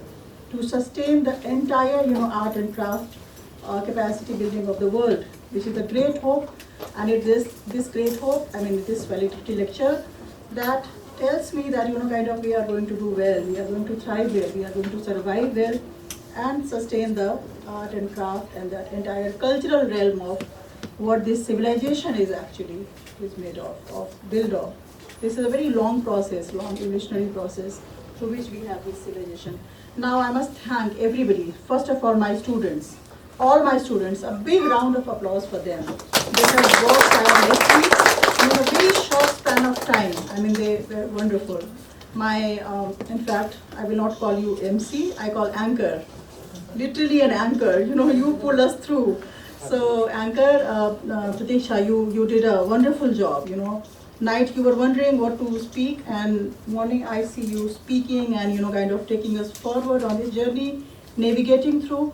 So thank you so much to all my children, those who are working, all my professors, all my colleagues and all my friends, my artists, those who at a very short notice, we truly believe, we JNU especially believe that chaos is the order and not taking pride in there. So we did well, and in fact we created order of a different kind, a beautiful kind. Where the display which is outside, the paintings, the Aripan, which I think a very young woman, today morning she came and she has vanished, after doing all those floor paintings. So I think every bit of effort and labor put up by different people are there at display, they're in our heart. And with this, I thank the main organizer, the spirit behind all this, Professor Gautam Jha. He has an incredible way and style and capacity to turn around the picture, and in fact personalities. He is full of affection and love, and I see this seminar as a culmination of that love. So that love, which is at the basis of all this is happening, art, craft, culture, and whatever we are talking about. Thank you so much to everybody, and see you at tea outside. Thank you.